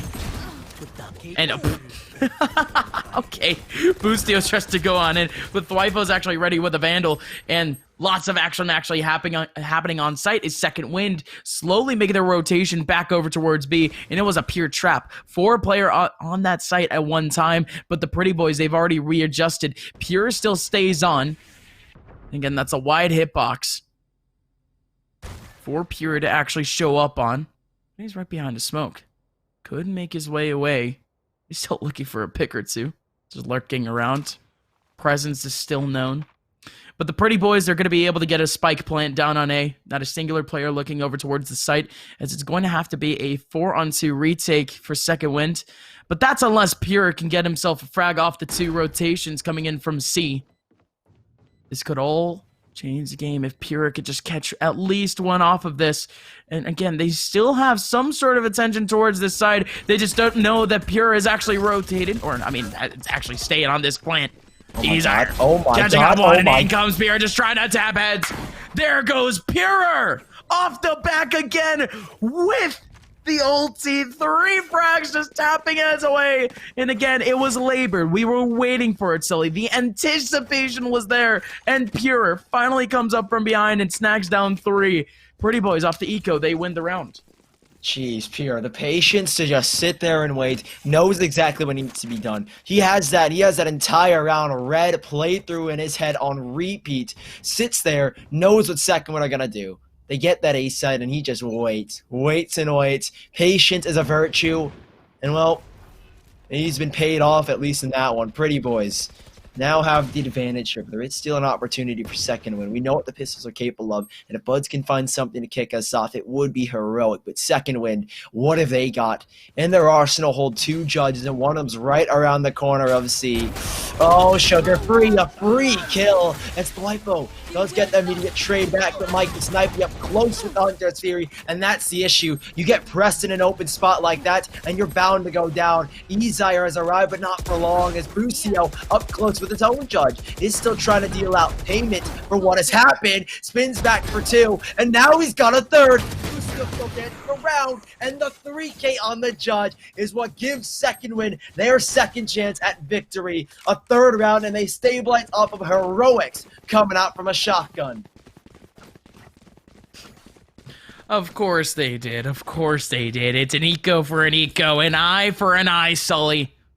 No matter what type of moves Pretty Boys actually wants to bust out, Second Wind is there to capitalize on back. And now the Pretty Boys, they find themselves yet another scenario where they're just on the back lines and just kind of waiting around with only minuscule type equipment. They do have a singular rifle, and that's going to be a hero rifle. Not saved from the last round either. That's just going to be to equalize the economy of their team. They haven't done much, though. They have taken up advantage of mid, but Second Wind, they just patiently wait for an actual move from Pretty Boys.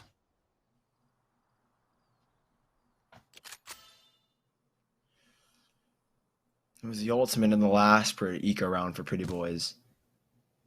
That gave them the victory. I think this one, though, is a little bit more difficult. Anderson, as he TPs. A slight audio cue, I guess, for us casters at least. A little bit awkward, but hey. Swing goes in, recon bolt reveals everybody, but the waifu still at least pulled out that kill, but didn't go swing an easy eye. This is what I'm talking about, the reliance of the Phoenix to open things up, and they've done that. First kill to Thwifle, already tacked down low, and Anderson has spotted another headshot into Mikey Snipey as he sniped out from heaven. TP's all around, and somehow Pretty Boys have turned this one around. Anderson swings for a double. Quick adjustment for the second as Boostio's last alive, spotted out, and he's being run dry as he's on 45 HP, and it's over. Aaron will get the kill, and Pretty Boys, again off of an eco, have got a 4th round. Oh no. Round and round we go, Sully. The 3rd straight eco round going between both teams. Because why not? Second Wind, somehow, they are going to be able to buy to an extent in this round. There were 3 players on 5K. Oh, this is a nice. But actually, look at this. They might just be equalizing their cash with a half buy instead, which would be the right move, but we don't actually see it. Instead, they're going to keep on the rifles.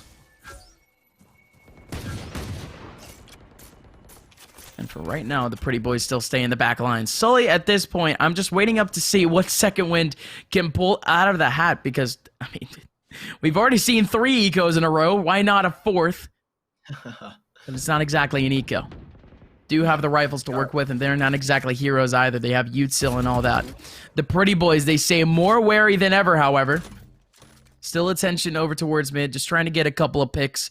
And with 1 minute left on the clock, the Second Wind team, once again, they have 2 over towards A to try to thwart off a take from the Pretty Boys.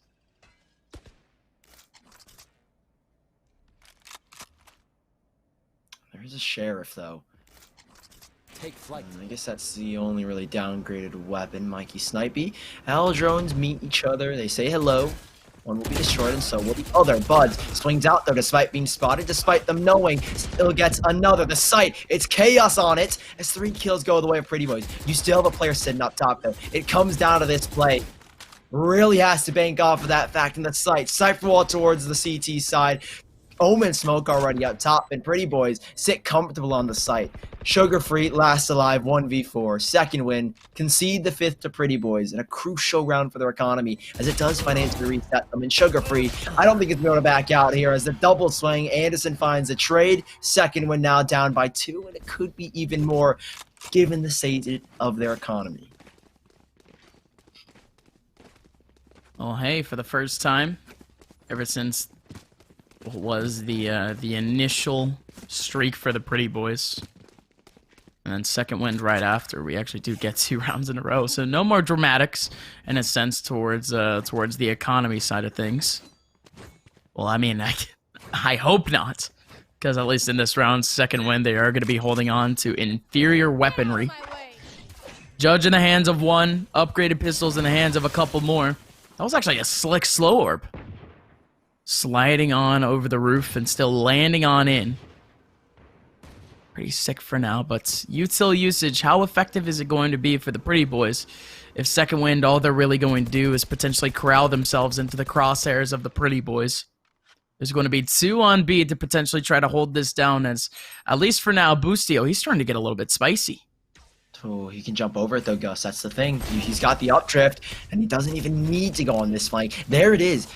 Floating on over now. The Deagles, the Sheriffs are popping off, and Boostio's arrived just in the nick of time. Finds a double, and down they go. Ulti and a judge to shut the last two out. Second Wind. Another eco, essentially, as Pretty Boys are struck dumb by that play from Boostio. Struck dumb struck, whatever you want to call it. I'm just confused. My brain itches here, Sully. As again, we have gotten ourselves our 4th eco round, going towards the side of the pistoled up opponents, and that's insane. I don't think we can really predict any sort of round going forward because, good lord, how do you win with pistols again? It's unbelievable, and it wasn't exactly pistols. You could say that it's cheating to be using up that ulti off Boostio, but it's an eco nonetheless. As now the Pretty Boys, they have quite the advantage now. Long has been cleared. And it's usually that we see that 2-man stack on A, but instead, we see full garage control. Hard lurks from the Pretty Boys, and Anderson still catching up a frag onto Ezire. I mean, that's the B site wide open too. Second Wind, they're in shambles in terms of positioning. This B site, difficult, sugar-free, has to get the kill. At least onto Pure to kick things off, and they're in a smoke, and Pure has got the advantage. Looks directly into his face and stares death with a glare. Pure, though, swings out for another chance, and it's the waifu to shut things down. Great stuff from Pretty Boys all around. Clean execution, and the ending just seemed 1, 2, 3, all in harmony as the last round now of this half. Or not, apologies. We're coming to the last round of the half. We've got one more to go. A Second Wind. Economy's kind of in shambles now. It's a sticky situation. You buy here, you have to win, or else you've got no money to bring into the final. Pretty Boys, though, have got plenty of cash no matter what happens in this one. So Second Wind, a lot on their shoulders here on this one, as it is a must-win to bring things 6-6.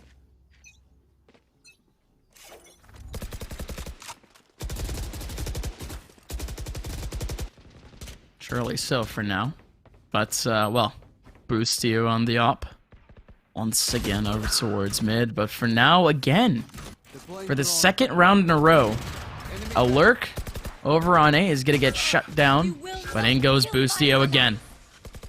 Hard pick over towards mid, but that's going to force Aaron to actually pick up that revive, and sugar-free around the corner with the Phantom going to be able to get himself too. Aaron back with another one. Not exactly the equalizers. Now with the 3-on-2. The spike is fully in the control of Second Wind. Not only that, but they use up the ulti back, the neural network. Thwifo in the back lines trying to find himself a third. Boostio still very, very cautious about this position. Again, Spike could be back in the control of the Pretty Boys. They might be taking too much time. Thwifo back again. Mikey sniping in a 1v2, and this is tough. Thwifo, that is 100,000 IQ. Tossing the pistol, it gives the sound cue, and Boostio's like, wait a second. Looks there, peeks out wide, and Boostio's just played. Classic.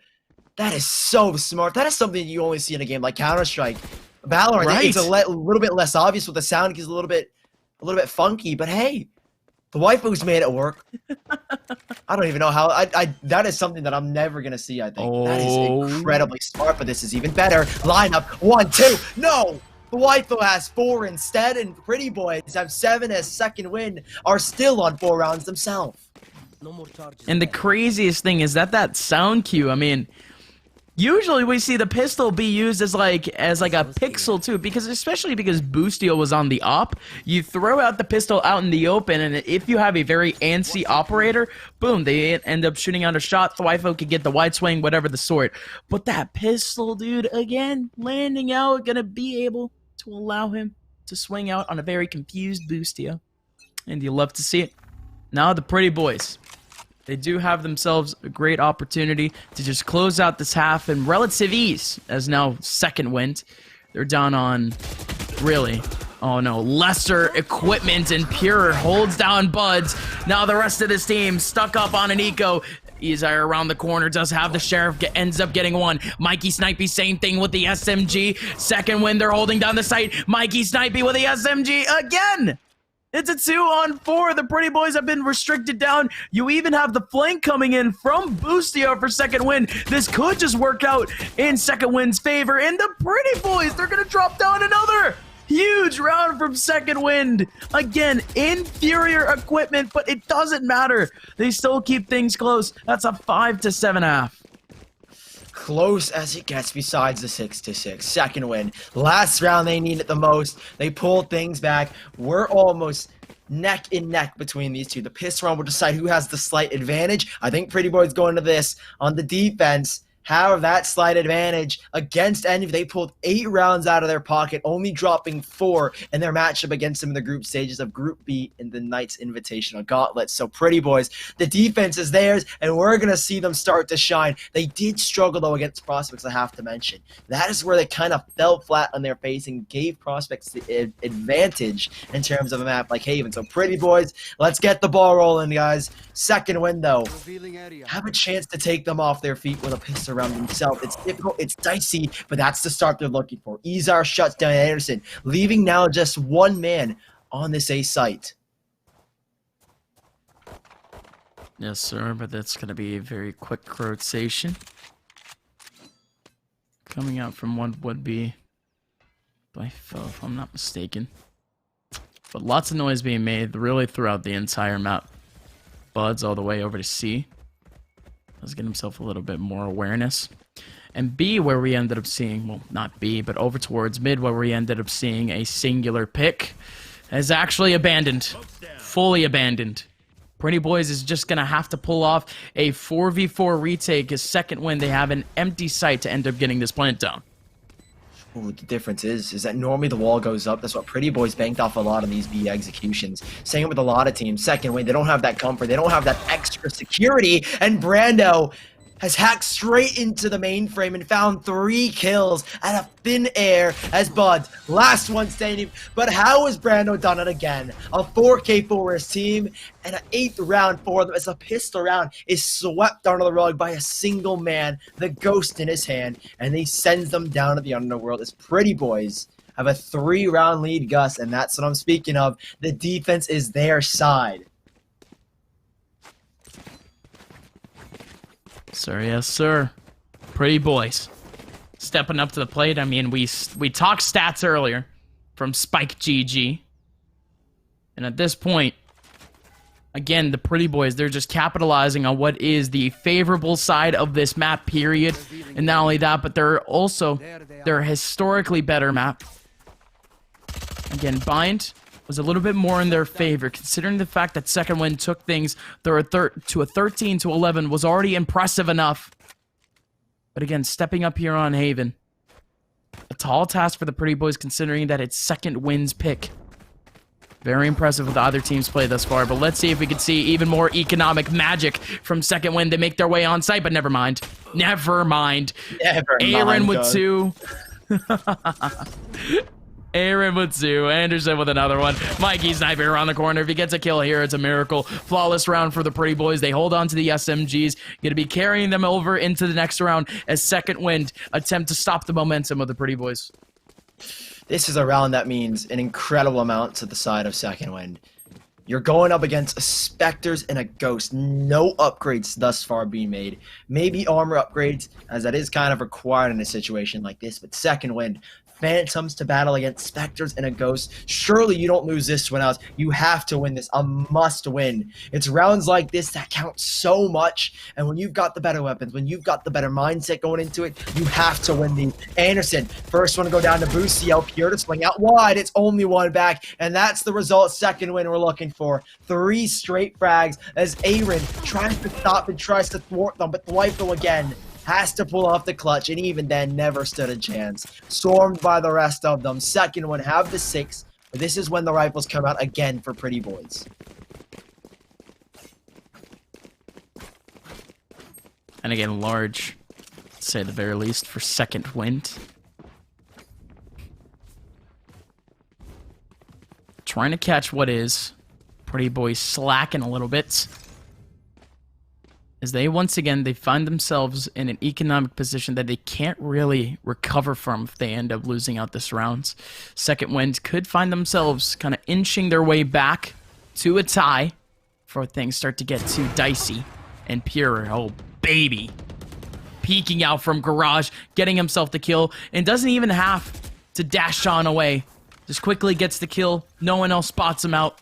And that's safe for Pretty Boys. That's an early, all-important pick for the Pretty Boys. But Second Wind, again, they haven't really approached elsewhere. Haven't shown too many pixels. Haven't made too much noise. Still a lot more work to do. Oh, look at this aggressiveness from Thwifo, changing things up from A to C. Might have the kill, and he does. Great work from Thwifo to find that opening. Buds is just caught lacking. If I'm Buds, I would never expect someone to push up that deep, especially a Cypher, so props to Thwifo to pull that one back.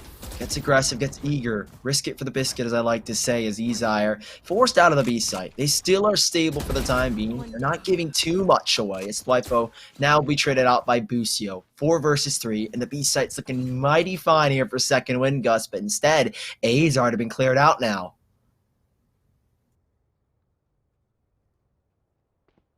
And that's huge, at least, because there's 2 players in the back lines. Sugar Free has to capitalize. Oh, and he actually gets it! He gets both! The last 2 players for the Pretty Boys are on such a wide rotation. So much time being chewed off the clock.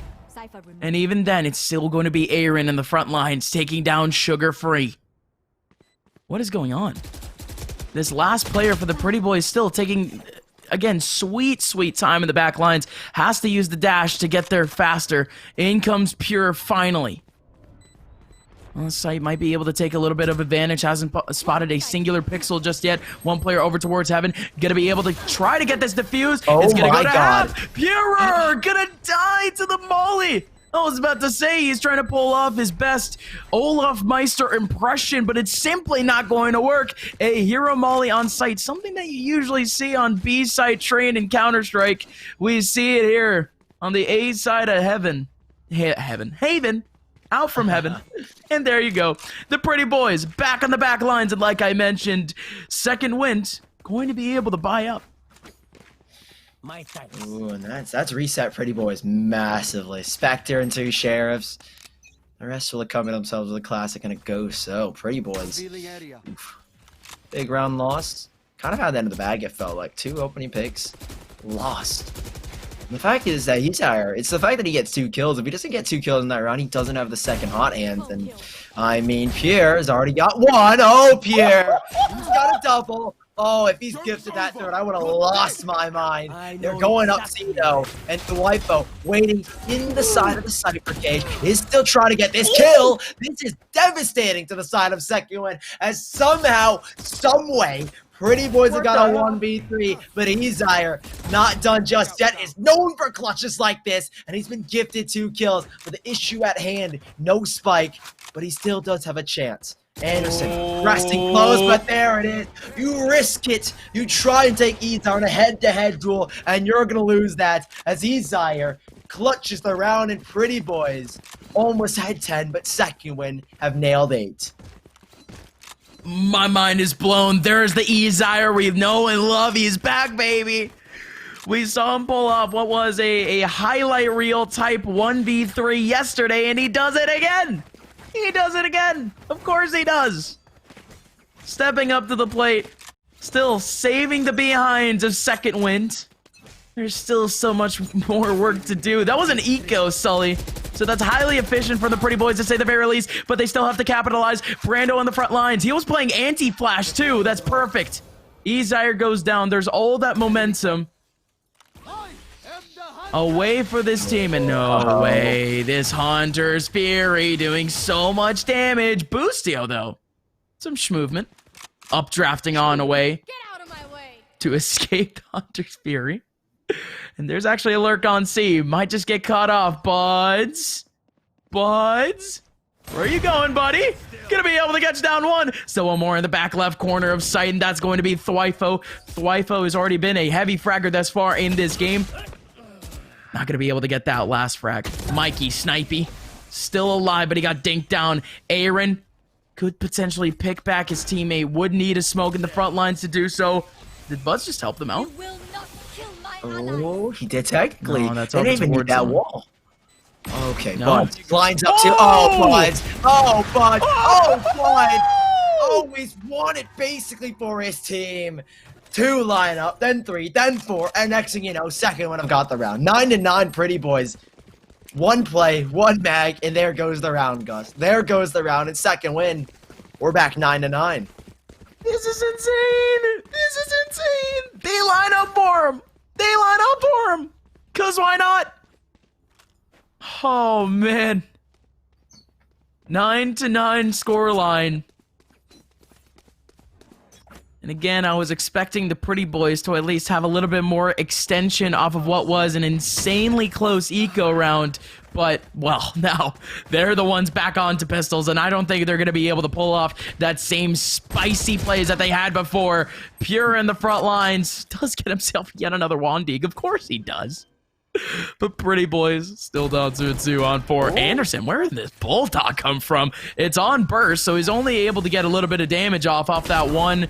Ooh, off that one headshot, but he's still going in for more. What's going on, Anderson? What's going on? His teammate could surely help out too, but Anderson, he's a one-man stomping machine. Ends up getting 2 on site. Brando is here to help out. That recon bolt could do so much work, but not gonna get any info off. Anderson running on through, but that's still gonna be Boostio. Oh my god, it's getting diffused. Spike is getting diffused. They don't know it. My god. Oh my god. Within milliseconds of it being diffused, we almost get a ninja in Valorant, but it just simply doesn't happen. These rounds are getting so close here, Sully. Are we seeing yet another classic BO3 from Second Wind? It's gotta be. At this point, it's history in the making for them. Comebacks, reverse sweeps, and it's against none other than the Pretty Boys. Oh boy. Still, there is a chance for at least Pretty Boys. Piers picked up the operator, and Thwyfo's got the Odin. We know he loves that gun. We'll see if he can pull things back here for Pretty Boys. It's still close, neck and neck. They've inched just 1 centimeter over, it feels like. I know I use the word inch, but hey, I'll bring up the other system. Pretty Boys for now, though. Close-knit. These rounds have been down to 1v1s, down to just isolated duels in the second win. A little bit of luck, a little bit of mischief is what wins them rounds like that. Ezire, first to go down, will no longer be banking off his flawless curveballs. No flashes, really, at least for second win to build off of this round as Pretty Boys. That opening kill gives them a lot to play with. But Brando, he'll go down to the Hunter's Fury, gives him a line of sight towards A, but Anderson takes down Busio. They'll be thinking, maybe we don't head towards here, and maybe we just double back as we already have a teammate worked all the way up to C.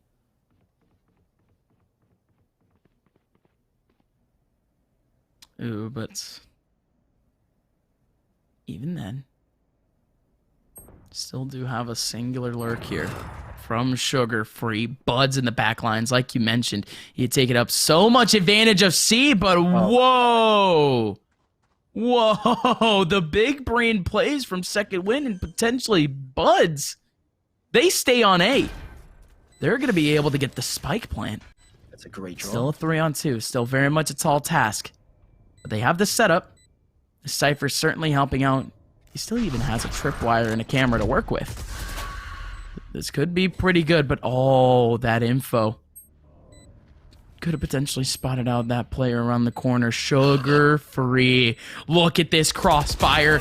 Sugar Free gonna be able to get one and gets the second. Last one remaining. Anderson already has a singular frag on the round, but could be able to catch down this second onto Sugar Free. Is along the corner. Needs to go to half. Needs to go to half. Needs to go to half. No, he's not. No, he's not.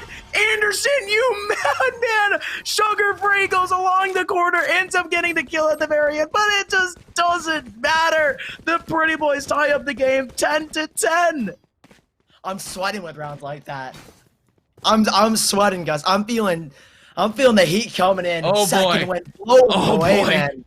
2 almost ninjas, and the second one is what lands. They stick the landing. Pros do not fake indeed. I thought surely he gets off it. He's taking that fight, but no, Anderson has got balls of steel, man, to stick that all the way. Second win now. We're back to tied. Pierce pulled out the knives as he doesn't have a rifle himself. Economy still is run dry for Pretty Boys. A second win. Always the pressure they apply is what causes frustration. Izar to swing on in first. Information given, but he still has to run it back. He's even gone around the stage. Aaron got a chance at multiple, but it is only the single frag that opens up garage though here for at least second win. But what can they do with it? I know exactly. Oh, Pure around the corner. No! Doesn't end up executing on the frag. Instead, that Phoenix stays alive. The Wifo around the corner. Gonna be able to take down one. The spray transfer from the Phantom. Not gonna connect. Anderson has all the info in the world. Off the neural threat. But not gonna be able to get the frag off it. So now instead, couple of players on site. It's going to be Sugar Free with one in the trade back for Mikey Snipey. No need for dramatics in that round. Instead, it's going to be Second Wind with a huge round, resetting the Pretty Boys down to about 2,000 credits. This is literally Second Wind's best opportunity to take back this map. They win this round, and it's not going to be done for. Overtime could still be accomplished for the Pretty Boys, but Second Wind, they can at least have that cushion of 2 rounds between them and the Pretty Boys just off of this one pistol round. Moment of breathing for Pretty Boys. A moment to breathe, I should say. Oh my god. What? Oh my god. Pistols again. Nearly pull off the double, and it does. Buds, though. Oh, thank god he's there. If they only go with 2, that could have been massive for Pretty Boys. Trade it back at least. Pressure applied towards B. You already have one edging up. Sugar Free. So much intel again, and he'll even catch Anderson off guard. Not ready for that kind of play. But here comes Aaron from behind, from downtown. He's trying to take them all with him. Smoking everything. But Aaron doesn't give a damn. Doesn't give a damn. And he's got 2 shots. Oh my word. Aaron with a massive play. Disregards any and all protocols in that one. A second win now. 1v1, man. Gus. It's a gust of wind that sweeps them off their feet, and Pretty Boys. Brando's got a chance at a rifle, and he's got a chance to clutch this out. Oh, my Lord Jesus. Brando has an opportunity for a rifle. Gonna pick that one up. And here we go. Oh, it's a Huge guessing recon game, though. bolt. It's at least going to reveal where Brando is going to be coming from. But again, Sugar Free. This is tricky. Not exactly peeking. What is this spot? He's in short. Brando has the angle, but instead it's Sugar Free. Shuts it down. Highly efficient, to say the very least, from the Pretty Boys, but it's just not enough. The Mamba Mode gaming players yesterday praised yesterday as an incredible set that Second Wind is potentially the pool of talent that Tier 2 needs in terms of entertainment in some of these tournaments. And Second Wind, once again, is providing that for this Pulse Open qualifier.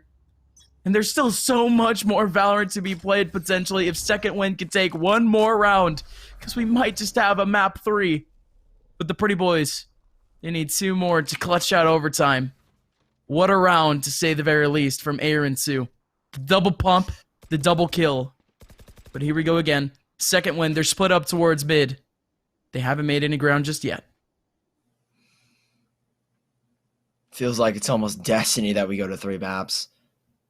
Long night ahead of us, Gus. Another map incoming. Anderson up close, takes down Sugar Free. A great start at that. No ops for either of these teams. Brando doesn't give a damn about that Aldrone. He'll let it chase him all day long. Play tag with it, why don't you? Bucio, great trade back though from Aaron. Immediately sends him down, and Aaron's even brought Brando back to the game. Dicey situation for Second Wind to read into. You're down by 2. Izar's positioning is huge, though. Aaron, it's all about patience, and it's all about holding this angle, and he backs away. Izar has been gifted a chance to work his way on back. Can he find these kills, though? That's the real question. They're not checking it. They got to clear this angle out, but even then, Izar still waiting behind the wall. This is huge from Izar. He hasn't moved a muscle. He's still holding, and they've got 3 in garage. Brando, though, is read into it. Thankfully, he thinks that there could be someone there. He's got a 6th sense kicking on in. It is that 6th sense kicking in the butt, and it is. But instead, it's Izar who kicks him in the butt. 3v4 as Izar's got another Pierre. Oh, Pierre. It's a pure game from him as he's our last alive. Time not on his side. He can at least heal up to half, but the lipo from the back lines will send Pretty Boys to 11, and we're going the distance. 24 rounds as Second Wind. One last chance to bring us all the way to a third before we go to overtime. They have to redistribute the cash too. They're gonna have 2 players on just about 2,000 to 3,000 credits. Boostio, where's the money at? Where's the buy at? Might have to stick on with an SMG, but never mind. Ends up requesting the good old judge. There was a patch the other day for a reason. There was a nerf the other day for a reason, just to nerf out what would be jet shotguns. But Boostio still opting to hold on to it. It's going to be a 3-man hold on A. But in comes Izar again, getting all the information in the world on the front lines with this Phoenix ult. Gonna run it all the way back, but never mind. That camera doing so much damage for Thwypo. Gonna be able to get one through the smoke, making the oh my god, making the retake a little bit easier. But what is going on? I love this camera setup, just pinging all of these players for the Hunter's Fury. That is genius. Thwypo making his way in, however. That's ballsy. That's undisciplined.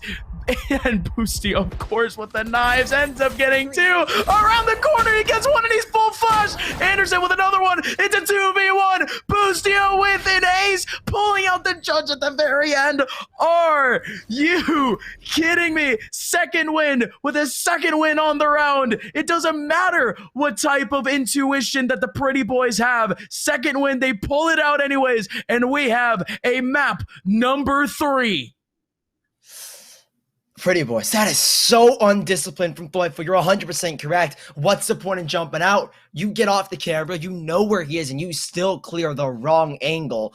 Pierre going massive, but again, it's Boostio in the very end who pulls up clutch for second win. You may as well call them third win because 2 nights in a row they've brought us to a third map, and it's in the most clutch way possible. An ace to send us all the way to 3. Unreal stuff coming out from this map. All 2 maps that we played, both of the maps we've seen, go to 24 rounds, and we've got one more. The distance. How iconic would it be if we go to another 24-round map? Do I want to see that? I don't think my heart can take it.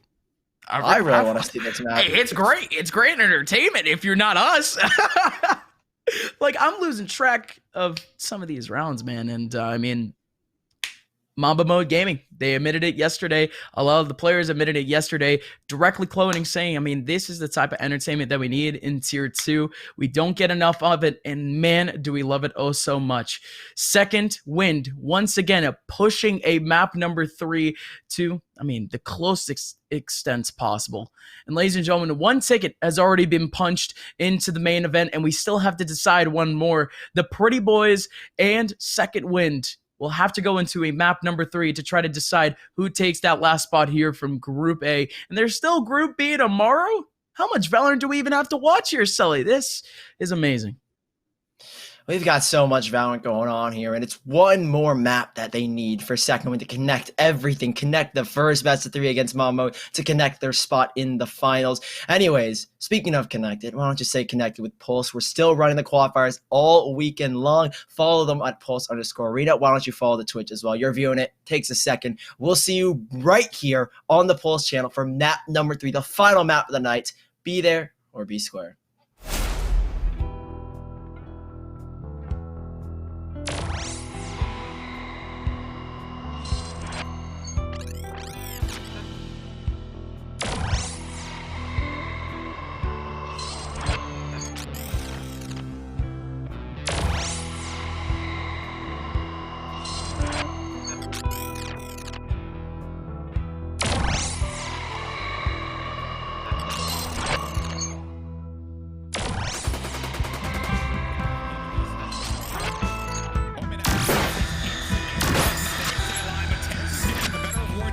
That's going to leave 1 player left alive. It's Sub Rosa. He's playing low. Can Sub Rosa clutch it? And he does. What a play there from Sub Rosa. The Brimstone holds it down right on the low ground. Wow.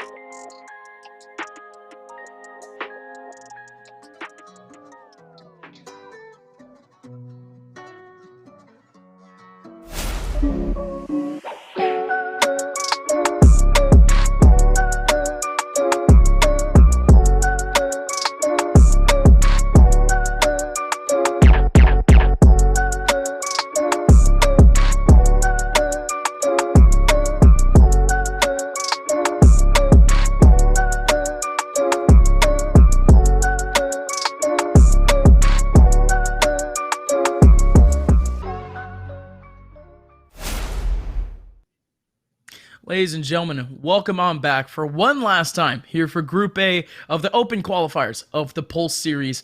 My name is Upmind, joined here by Sully, and what a show we've had thus far in this best of three, our sixth map of this broadcast, and I wouldn't have it any other way. Once again, it is Second Wind with yet another banger of a set, yet another heartbreaker of a set, depending who's going to lose out this one. And man, oh man, it's coming down to the wire. Once again, it is Ascent to decide things. Yeah, and if history repeats itself, it was Second Wind that took the third and final map of Ascent against Mamba Mode Gaming. Let's hope the same rings true, at least for those boys. Pretty Boys, though, still a heartbreak of a series. Another 13-11 game, all 24 rounds, and unfortunately, Pretty Boys, they couldn't get the 2-0 sweep. They're now looking to revert that map, take this one for themselves, and is it going to be close? It certainly is. I have to expect that this is going to go the distance again. Mamba Mode Gaming brought them, I think, to one single overtime where they took it 14-12 at the very end, at least for Second Wind. So that's a much stronger team than Pretty Boys, putting up better results than Pretty Boys, and even performing just all around a much better team. Ascent, we saw in Haven, I spoke of it before, the Raze switch for Ezire from Raze to Phoenix opened things up in that attacking half, and that's what really gave them that map, to be completely honest. His attacking side, flawless, the executions he was going with, incredible. Opening up sites like it's nobody's business. Now Ascent, the same story. Did a little bit of powder reviewing, and that's what they base all their attacks off. Mid control and Ezire's ability to find frags as they run it back Phoenix. Well, it just worked out in their favor, didn't it? And I think at this point, we just have to anticipate what would be a more aggressive Ascent side, because like you mentioned, they were just banging out mid every single time, but can they exactly have that same success on Ascent? We're really going to have to see what would be kind of the sort of alpha type mentality at this point. You want to get that mid control early on. If you can bang it out during the pistol round and potentially have a successful round off of it, you would have a little bit more wariness from your opponents off the defensive side. And again, that's really just more the mentality type of things. But again, this is a newer team to us. We don't exactly know what their play style is like just yet. We've had a good sample size throughout the past 2 days, as again, we're watching their sixth map here on broadcast. But even then, there's still a lot to learn about this enigma of a team. Ladies and gentlemen, I hope you guys have enjoyed the show thus far in Group A. But, of course, one more map to go, and it stamps in the last ticket in. It's Ascent, ladies and gents. The closure for almost every series we've seen today, except for the big pizza spot-up matchup. That was at least a change in order of the maps, but we've got the final closure. It seems only fitting that we start with day one with an ending of Ascent, and we end day two with the ending of Ascent. So, Second Wind will kick things off on the attacking side by the looks of things. The Pretty Boys find themselves on the D. We'll see if... okay, delightful. Never mind. I was going to say if he could find something, but he just barred just straight on in through the smoke. Mikey, though, immediate trade back. But here's the thing. An instant flank, an instant response from 2 of Pretty Boys' own. And again, this position from Buds, it's unfortunate as Aaron right around the corner. The timing on him just works out in his favor. And once again, we're going to have what was an equal 4v4 down to a 3. And oh, Brando, he's just ready for that refrag. Shock dart for shock dart, getting traded back and forth. You still have Sugar Free around the corner, just trying to tap some heads. Mikey, Snipey, already gone down to 5 HP, still catching himself one off the 180. But that's going to be the round. Pretty Boys collecting back the pistol round, and with 3 players surviving, it's highly efficient. They're going to carry the Ghost into the next round, which might not even get reinvested into. And otherwise, Second Wind back to the drawing board, as they're going to have to go into an eco. Not a full eco, at least. They will opt to pick up some pistols.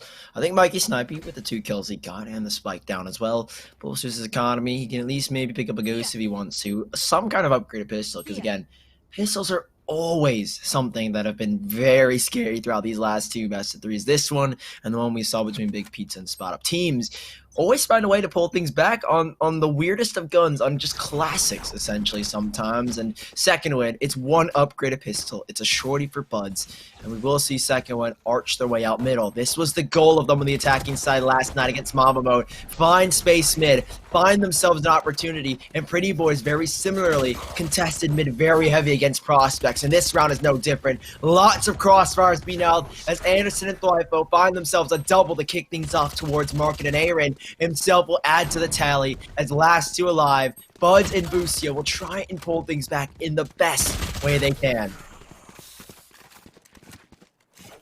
Surely tried to do so. They still ended up getting a singular frag off that trade off mid, but again, Pretty Boys holding down that mid position incredibly well. Again, this is not Haven. You're only focusing on two sites. And at this point, mid control was so easy for Second Wind round after round after round. And that's kind of just the facilitation of Haven to that extent. And Pretty Boys didn't exactly have too much of a focus towards that spot anyways. On Ascent, it's a lot more important. You could expand out to so many spots on this map just off of mid control.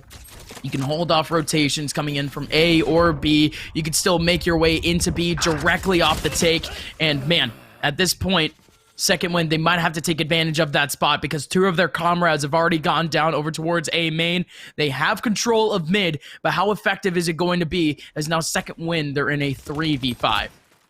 Ooh, Buds, he will trade one back though. Down goes Aaron. That at least stabilizes things for now. With Second Wind, respond with their own aggressiveness. Mid has been worked up, but now they're just going to back away. They'll give it up. They don't really care.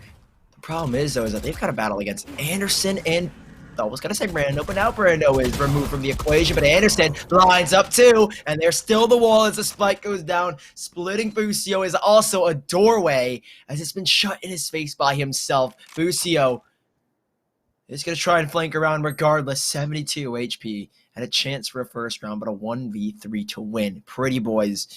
There's a flank coming in, like I mentioned. Busio has to kill Anderson, has to take him down, and there he goes.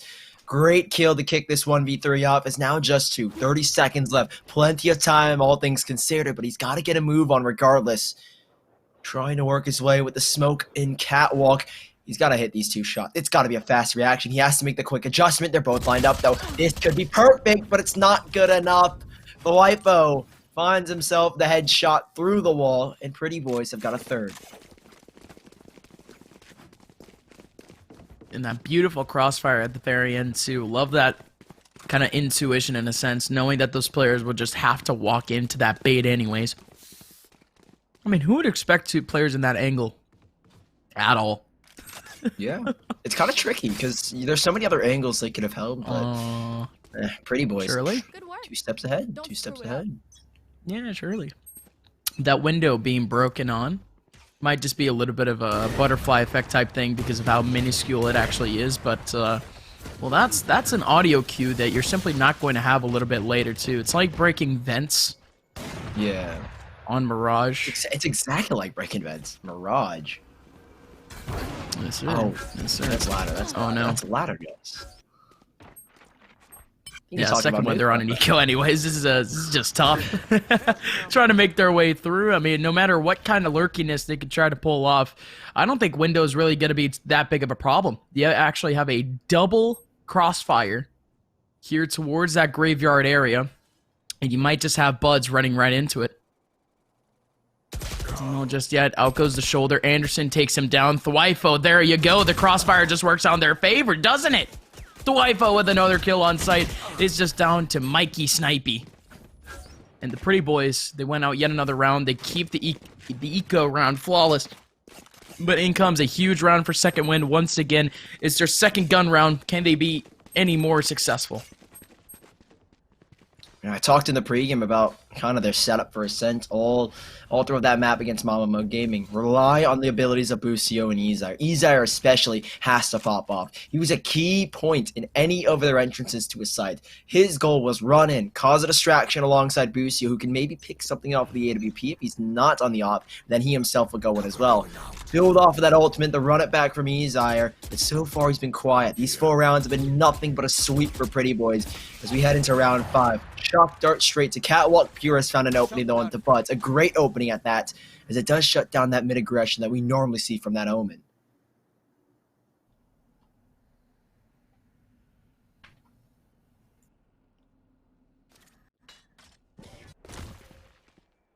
And it's quiet for the moment because Second Wind, again, they've placed themselves in a position where they're just looking for picks early on.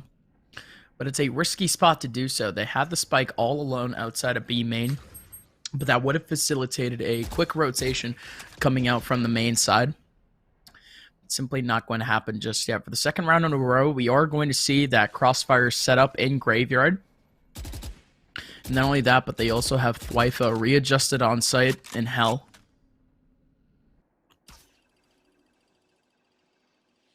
Still so tough. 35 seconds left. There's just a smoke in the face of these players in main.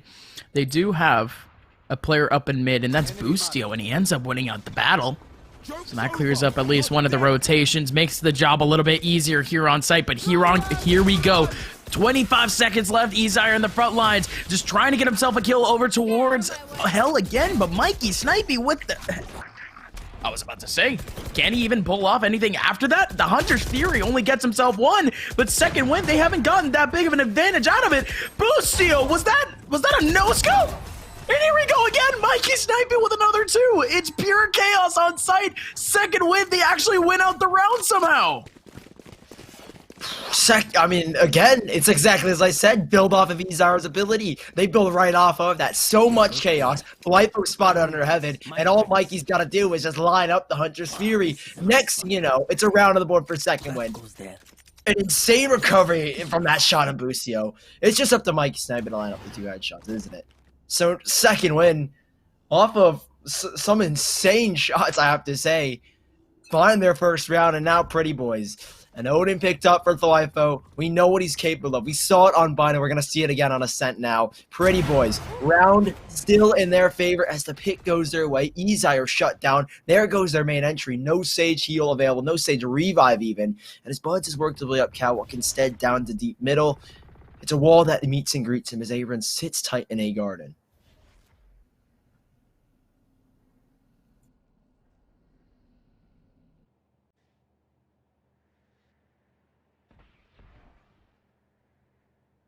If we thought before that these defaults were wide for Second Wind, this is as defaulty of a default as you can get. You have one player holding up every single extremity on this map, but it just so happened to be that, well, at least one of the 5 off the very beginning ended up going down over towards A. And once again, it's not even the zoomies to do it. It's just pure fragging power. Catching up that first one, and again, the Pretty Boys off these first 4 rounds, they don't exactly have the biggest of disadvantages in terms of economy, but what's going on there? Oh, was that just a hard read in terms of just recon bolt? Don't really know what he was looking at, but it just works out in his favor for now. Over towards Graveyard, that's cleared.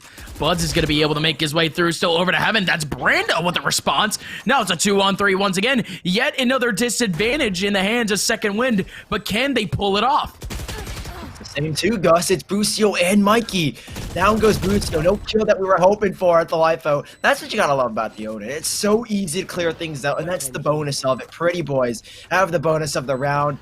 They couldn't lock it down. The spike plant's difficult to play around. One's got to get aggressive towards Garden. The other's got to kind of hold it down by himself. So Pretty Boys take full advantage of the first pick and pounce onto Mikey as he's alone on that site. Pretty Boys bring it right back into their home turf. 5-1, they've got the lead. And once more, it's an eco we see from Second Wind. The single judge bought up is going to be handed to Boostio. We know what he can do with it. We know what Second Wind love about the judge. And we've seen time after time, play after play created.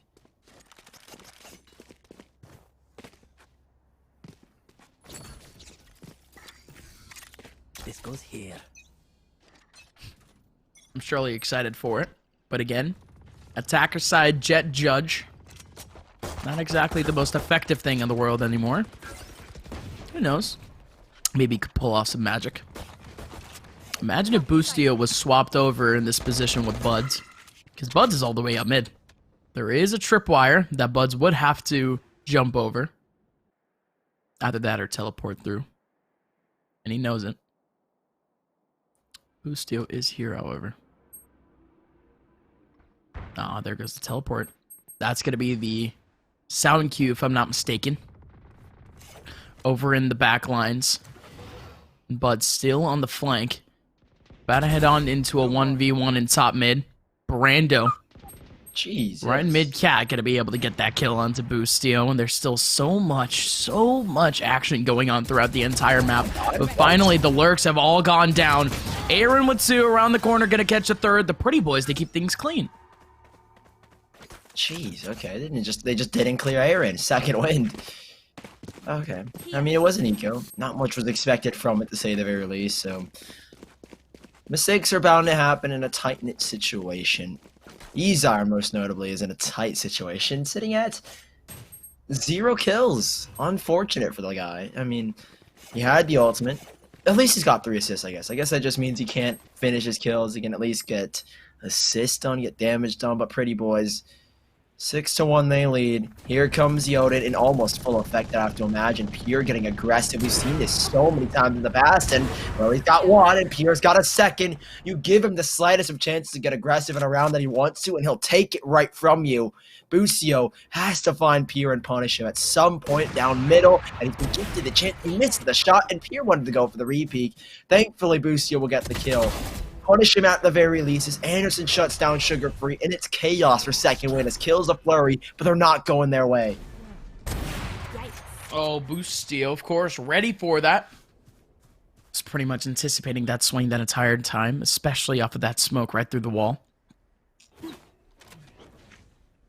both of these players are left over to mid. What are you going for, Thwipo? What is going on? Pretty Boys that had all the advantage in the world. Why do they need to peek? A 3-on-2 has gone down to a 2-on-1. Actually, no. It was a 4-on-2. Has gone down to a 2-on-1, all off of Boostio. And 1 more player remaining. That's Brando in a 1v2. Still trying to make his way in. Trying to see if he could find an early peek off of this. But unlike the Pretty Boys... Second win, they're a lot more disciplined. In the back lines, that's Recon Bolt. I don't think it's going to get any information. So in he goes. Boostio.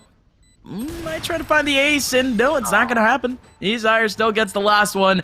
Second win, how do you win out that round? Boostio's mom, she's got to be proud of that one anyways. Everyone running into the crosshairs, and Pretty Boys eat your heart out. Second win's back into this one. That's the second time Blyfo has just decided to go for such unnecessary peaks. Haven, we saw it, jumping out of heaven despite the fact that you had... Wait. Oh, that's cool. You didn't know that? That's cool. I thought you could throw it on the edge of the wall, but I didn't know that it bounced all the way back there. Okay. Okay, Pretty Boys. Still, as I was saying, something like that. Yeah, like when you throw the bomb out. Maybe something. Yeah, you could play like ping pong. Yeah. Oh my. I wish. Ezire. Well, that sucks. Straight through a wall of smoke. It appears it almost has Aaron dead to rights, but Aaron. Oh, the swing. Ezire. Fully capable.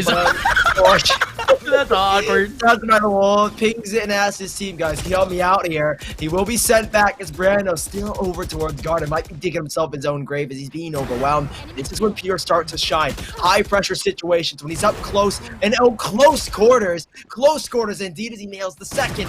Brando, they're giving a chance now as Brando needs to land the shot, but it's Thwipo who's got to do it all. 1v3 here. As the cam, it spotted him out at Thwipo on thin ice. They know where he is exactly, and 3,200 in his hand. He might just have to save it. He does send his own cam. He's going to try and peek off of it, I guess, but I think at this point, Thwipo might be better to hold on to the 3,200 gun, and he's going to do exactly that. Pretty Boys concede the 3rd to 2nd win in what is a momentous round for this attacking side.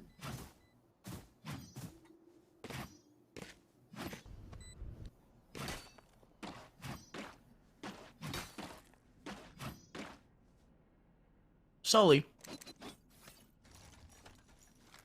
Up mine. How many times Are we going to say it? The Second Wind making a comeback? Cage triggered. It's early to tell, to be honest. I feel like it's way too early to tell. Right. But then 'Cause, I again, mean, the we've had last so maps, many it was situations like this, right? Like, yeah, I don't mean, doubt anything anymore, you know? I think it's so tricky to tell because the last two maps when they made their quote unquote comeback, they were down like 4+ rounds and it was like a situation where you win this or you lose this, you give Pretty Boys match points, or you lose this, there goes the map. So this being the first half, it's anybody's game still, right? 3 more rounds, second one can tie things up, so we won't call it a comeback just yet, I think. Oh no, Pure. Oh no. A little too big for his own britches, it seems. Jumping right on through. Getting a lot of info, that's for sure, but at the expense of a death. At the moment, Sully, it's going to be a little bit of a default from the boys on the Second Wind side. On an A main, you had at least 2 outside B main. Waiting out for what would be an early peak. Not much for it, however, is that the Pretty Boys have actually readjusted what has been their early takes. Aaron looking out over towards mid. He's actually not going to back up towards garage. Instead, backs out of mid entirely, back towards the B site. And mid has been taken up by Second Wind entirely. But even then, you still have a lurker on A. So much noise being made over towards mid. It might just be the take. Here we go. Mikey Snipey taking down Thwifo. Aaron still on site. There's one. Still one more in the back lines. Bud's most likely going to get this kill, but never mind. Aaron is ready for it. 2 on 3. Again, the one lurk over towards A has gotten all the information on planet Earth. As now Second Wind, they could get the rotation in. Not only just the rotation, Boostio has the ult out, clears out mid a little bit. But now it's just tough. It's a 3 on 3, and the Pretty Boys have no clue where these players are. None at all. Boostio so close and dire, but oh my Pretty Boys. Off in the hands of Boostio. Quick scope, but it doesn't need to land because Sugar Free's got him covered. Backing on out now. He may be Sugar Free, but that's because it's a bittersweet round for Pretty Boys. I think maybe I was hallucinating a little. I think Anderson, he got revived in Boathouse. How does he die exactly to the Omen TP? How does Buds get all the way in the back? Because he's sitting in Boathouse. He got revived in Boathouse, and that's where Buds TP'd. So maybe a lapse in judgment, at least from Anderson. Maybe that's the reason why they're starting to let these rounds slip away. Slight mistakes being made overall by Pretty Boys, and that's just a bad one, to say the least. That's just a bad one. You hate to see it. Yeah, I hate to see it. Still very much a fragile scenario for both of these teams, although we are heading pretty deep into this half. And, well, lapse in judgment, I don't think we've seen too much of that from the Pretty Boys. I think they've kept a pretty clean first half, to say the very least. Or at least for now, where, well, that might be considered a lapse in judgment, Mr. Sullivan. Or at least now, the Pretty Boys are at a man disadvantage. There's actually a wall deep in Cat that could just be taken down. There's actually no one behind that wall. The Pretty Boys have no clue. Or I'm sorry, Second Wind has no clue. There's still a lot more info to grab, a couple more frags to hit. And Aaron, ooh, he was about to swing out, but that cage actually allows Sugar Free to make his way over into Wine. And what is this crossfire? So close as Brando. Could have been a second for Sugar Free, but instead, Second Wind, they're not going to be able to capitalize either. They're all over towards mid. This flash from Izar, it's perfect. One more player left on site, and it's Wifo. Again, the Owl Drone goes on in. One player even dropped into Cubby, kind of throwing off Thwifo a little bit, and he is just fine. He's in a 1v4 now, Sully.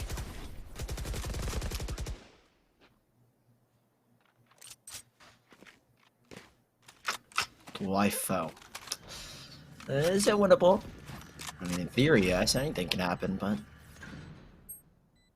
given the circumstances, Dwight was thinking he's taking his odds. He's carrying them, weighting them in his hands, and realizes the odds of me winning are a lot less than me being able to save. So he will save the Phantom at least for the last round. And You mentioned that this isn't a bad half from Pretty Boys. Honestly, it could be better. 6-5 at this point in time is kind of hard to balance off of, because we've seen the same thing on Ascent being very defender based, especially for Pretty Boys in the past against Prospects. Their defense is what brought them all the way to the finish line, and the fact that they only have 6 to show for and possibly even only 6 to end with is a little bit concerning. A Second Wind, this is kind of where they struggled. The attack is not where they found any momentum. Against Mamamo game, it seemed like they were a little bit lost. It was their defense that was strong. And Pretty Boys, going into that next half, mental reset is going to be key. As they lose, if they lose this last round, it's going to be a hard hit to end things on a tied note. Oh, surely so. I mean, we've seen this before from Second Wind so many times. I mean, I don't know how a team has just the mental fortitude to just continuously come back round after round, half by half, game by game. It just keeps on going. But that is genius from Pura. Did you see what he just pulled off? The double updraft on top of the wall and ends up getting the frag with a headshot off the knives. Of course, we didn't catch it on camera, but it was still an insane setup. And we've seen it a couple of times off some newly formed jets. And Mikey Snipey gonna spot the jet back over towards mid, but that's a good early pick for Second Wind. Tried to get the pick, but unfortunately Pierce just evaded them. Pretty Boys.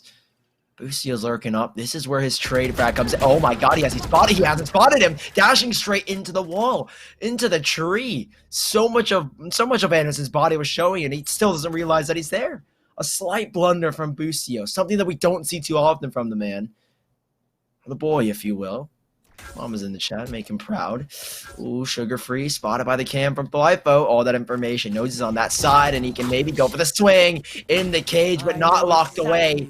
Sugar-free goes down, and it's, again, a bittersweet end. What feels for Second Wind as a 4v2. Yes, they pulled it back, but is this the one that they can get it done? Buds alongside Mikey Snipey work up towards B for the ultimate, or not the ultimate, the Owl Drone reveals their position, and Buds, or Pure, still has his on out as he goes swinging. Down they go one by one, and Mikey Snipey, not long left for this world. Pretty Boys close it out 7-5 at least, heading into the second half of the lead.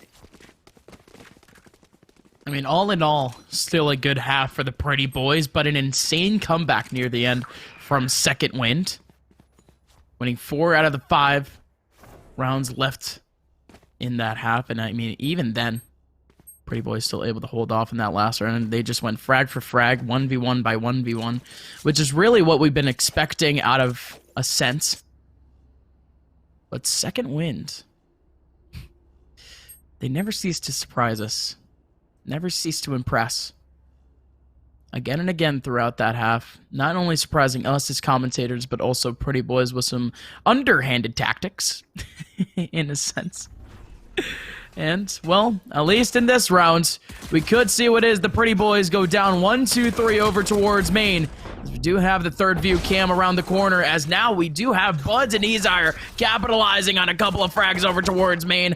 All of these attackers right behind the smoke, just laying around, and they might just run into the barrel, or, again, just the pistol of Boostio. And look at this spot just getting tapped out. What is this battle? Boostio still tapping on in. It's gonna win it anyways. Oh, man. Second Wind.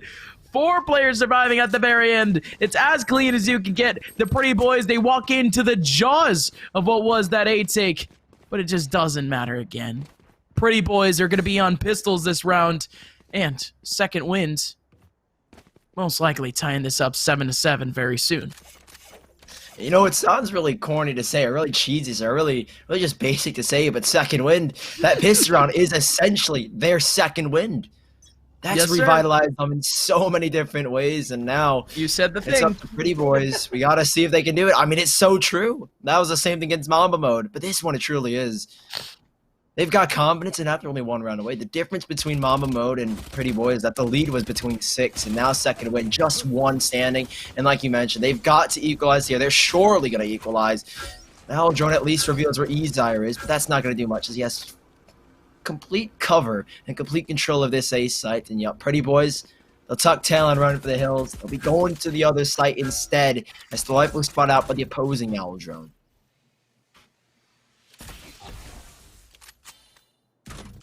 Well, you use your tired pun, I'll use mine. It's not even a tired pun, just a tired term. Economic damage here, Sully. Gun here. It's gonna have to go down, isn't it? Couple of picks here and there for the Pretty Boys. It's all they really need. The magic number being 3. Just making most of this team reinvest into the next round is their absolute goal. But wait a minute. The Pretty Boys, they have a man advantage, and if I'm not mistaken, they might have an SMG in their hand. Don't really know just yet. But all these attackers, they're going to pinch down on B. And Sugar Free still on site. Same thing with Mikey Snipey holding things down.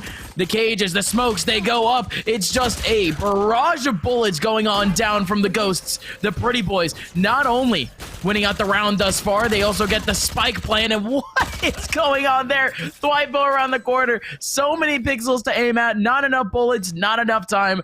Yes, Second Wind, they're going to win out the round, but the Pretty Boys, they collect a little bit of cash, to say the very least, to go along with it. Yeah, and that does force Second Wind at least to invest in 2 players.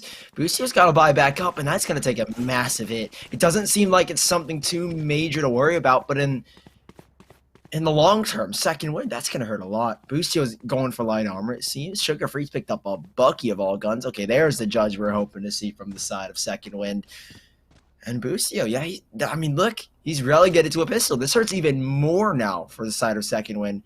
Losing those 2 guns to just pistols, and Pretty Boys, their chance to pounce. The 3rd round law comes into effect even more so than ever. It's only 3 Spectres and 2 pistols that they've got to battle against here, Dustin. Already, Pretty Boys, back to the usual default of every Ascent map. Work mid. We'll see what we can find and play off of that.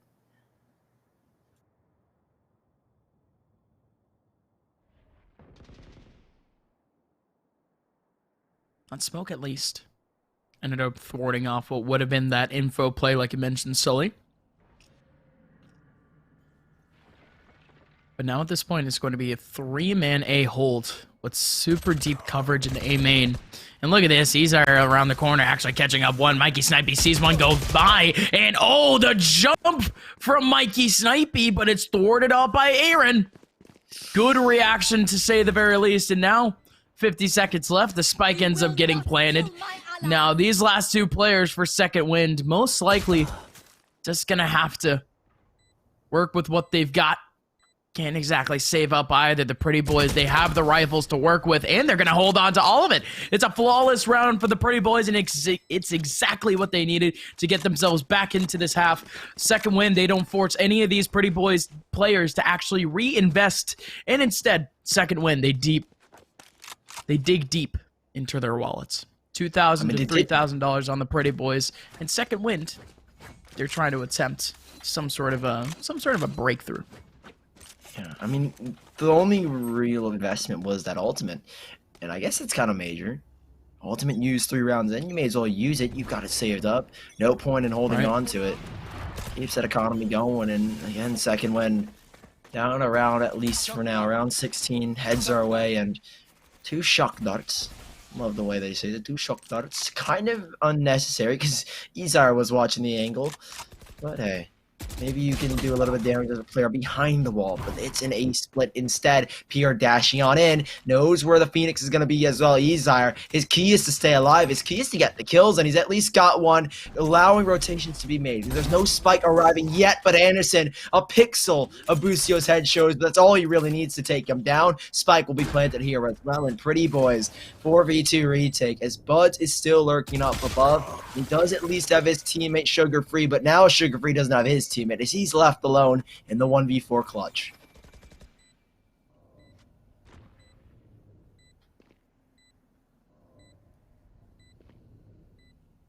Not much for him to do. Can't really do much. His team is without any sort of economy. So at this point, could be able to catch a frag back or something of the sort. But what? The audio cue, at least, from Sugar Free over towards Window. But Brando anticipated that it would have been a fake. But never mind that. He's still going to be able to get 2. That's at least going to affect Pretty Boys slightly in terms of economy. But Second Wind, they're going to go back to the drawing board and back into the dirt in terms of economy. They're going to have to buy up pistols. Pretty Boys should just be sitting pretty. We don't know just yet. We've seen miracle rounds from Second Wind again and again.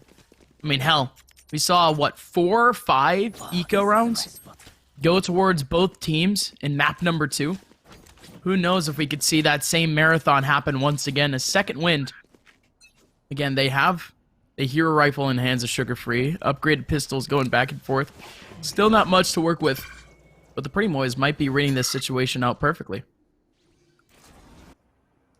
Get out of my way. No presence here. Really no presence. Aljon even baits out the Cypher trip.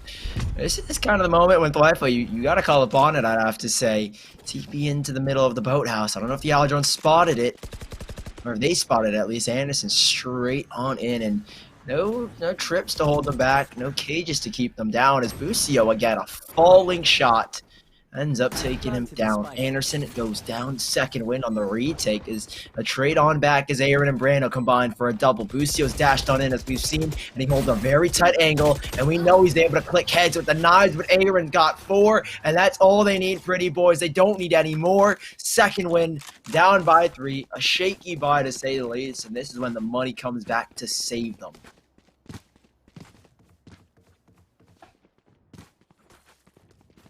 The Pretty Boys, just 2 rounds ago, they were in a position where they could have been reset at any point, and now they have pulled out the Uno reverse card, slammed it on the table, and now asking the Second Wind to have some sort of response, some way, somehow. It's now Second Wind.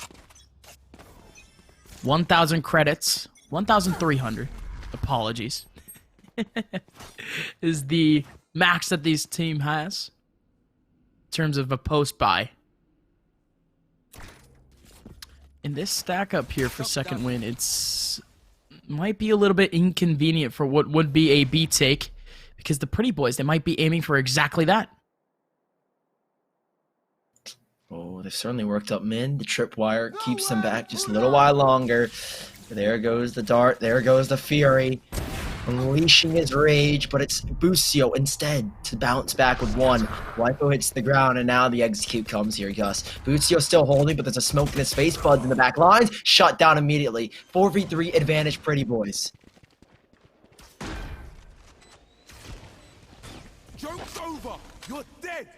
And it's still a harsh scenario, but actually, the ulti being used. Here we go. In the front lines, the running back is going to have to run it all the way back towards our own spawn. Mikey Snipey. Still with the frag up front. Still 1 player playing out in dark arches.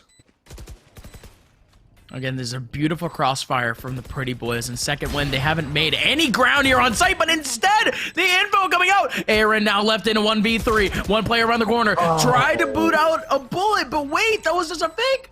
Love that from Mikey. That bullet ends up actually covering up his landing. And again, that's just beautiful for Second Wind again. Waiting up on time, waiting up for picks. Like I mentioned, the Pretty Boys, they had a pretty good crossfire setup, but that also just meant that Second Wind could just go for 1v1s. Love that setup. Pretty Boys, they're left back down. They could still buy, but Second Wind, they're gaining up ground. Closing the gap, 2 rounds now. Predictions in chat from KB for 13-10, and I've got to agree. If it doesn't go the distance, it's going to be that scoreline. 100%. There's no way it ends here at 13-8 or even 13-9 even. I mean, both of these teams neck and neck. Busio, catwalk with the operator, is waiting. Has a shoulder peek from Anderson, and no, he misses the shot. Not too common you see that from Busio. Not too common you see that from Pure or Busio so far in this best of 3.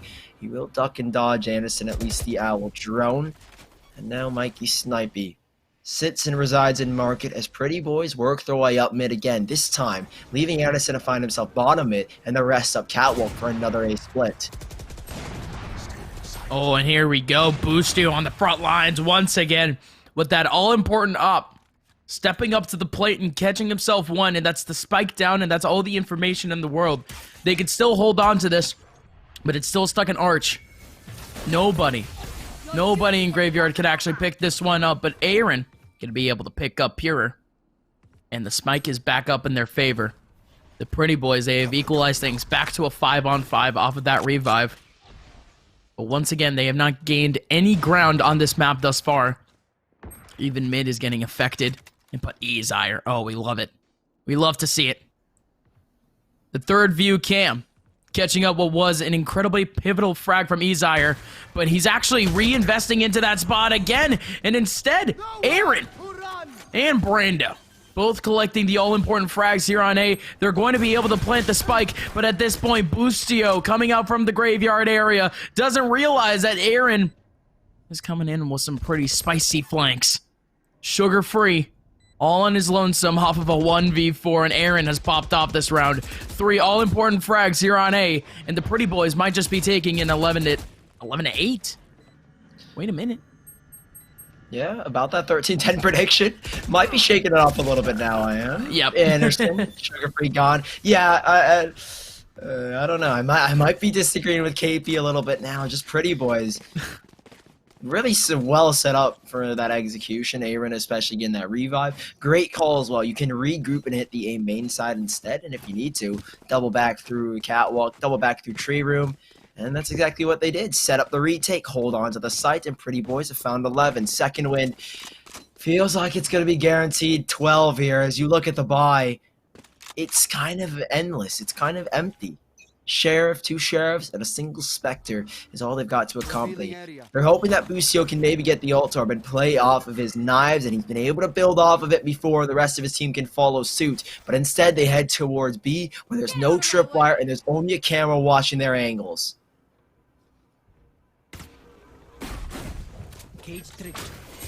Oh no. Oh no, around the corner. Anderson just zooming on in. I know exactly where you are. Frag's just going back and forth. I did not like that move in terms of the shotgun. It always gets me a little bit scared when I see it. This round is not really any sort of advantage for Second Wind by any means, though. They could catch back a couple of frags, and they actually do. Mikey snipey with 2. Spike has gone down on B, but they know exactly where he is. He's up in B main, and, well, Pretty Boys, we've seen this before. Can they stop? Can they stop showing pixels? It gets me so scared. It gets me so scared. Out with the wide swing, and the Pretty Boys, again, they have an opportunity to make their way into the main event off of this round alone, as they are on match point. But Second Wind, are they going to provide us the intense, the close gameplay that we've seen from them all throughout this bracket? Sully, it's a double op setup in the hands of Buds and Boostio. I'm excited to see it, because at this point, they need to make it work. Yeah, it belongs in no other hands. Boostio has been exceptional throughout this series, but he's got to be even more. He has to be stellar. They head towards this B site already. Aggressiveness shown. A tripwire at least to meet them. Bud's anchoring things down towards B links. A crucial position as well. Give them no mid control. That's what Pretty Boys have been banking off all map long, but he gets off the angle at the wrong moment. That's a chance for them if they want to go back to B links. They're just trying to scout it out. Nothing seen on that camera, and Buds will play a much more passive angle. Same with Boostio. No pixels being peaked here. Second Wind. Sit tight. And they realize Pretty Boys grouped up outside of B main. They've got 3 players stacked up. Mikey, Sugar-Free, and Boostio. First one to go down is the opposing Jet. Pierre shut down as Mikey Snivy gets another. Thwipo is a TP on the side, but Anderson TP doesn't work. The boost from Aaron makes magic out of 2. The hat has been pulled, and he needs 3 more. But is it winnable? It is, but not going to happen in this lifetime. 9-12, Second Wind. Still hot in their heels. 3 more rounds to go. You notice that boost from Aaron, that happened way before that take even happened. So he was essentially just waiting in that main spot off that wall. But the Pretty Boys, again, just siphoning themselves out one by one towards that spot. And Second Wind, barely taking any casualties off that one. Again, Aaron going nuts. At least off those 2 kills. Well, let's see what they could try to pull off this round, because Buds, well. This op is in such a good spot, but not going to get the flick. Instead, he goes down to 76 HP. And has to back out into Graveyard. This is similar to what would be Banana on Inferno, where you could just back up, flow chart, back into this cat area, Just angle after angle. Just see what works. Off the cross. But Buds, he's going to end up being nearsighted, but it just doesn't matter. Anderson ends up going down. One more player in the back of sight. Thwifo ends up taking down Eastsire, but there's still another player already on site. This site has been taken, but never mind. So many bullets going back and forth. So much easy util being used back and forth. And it's going to be a chaotic 4-on-4. Are we going to see a comeback here, Sully? It's 3-on-4.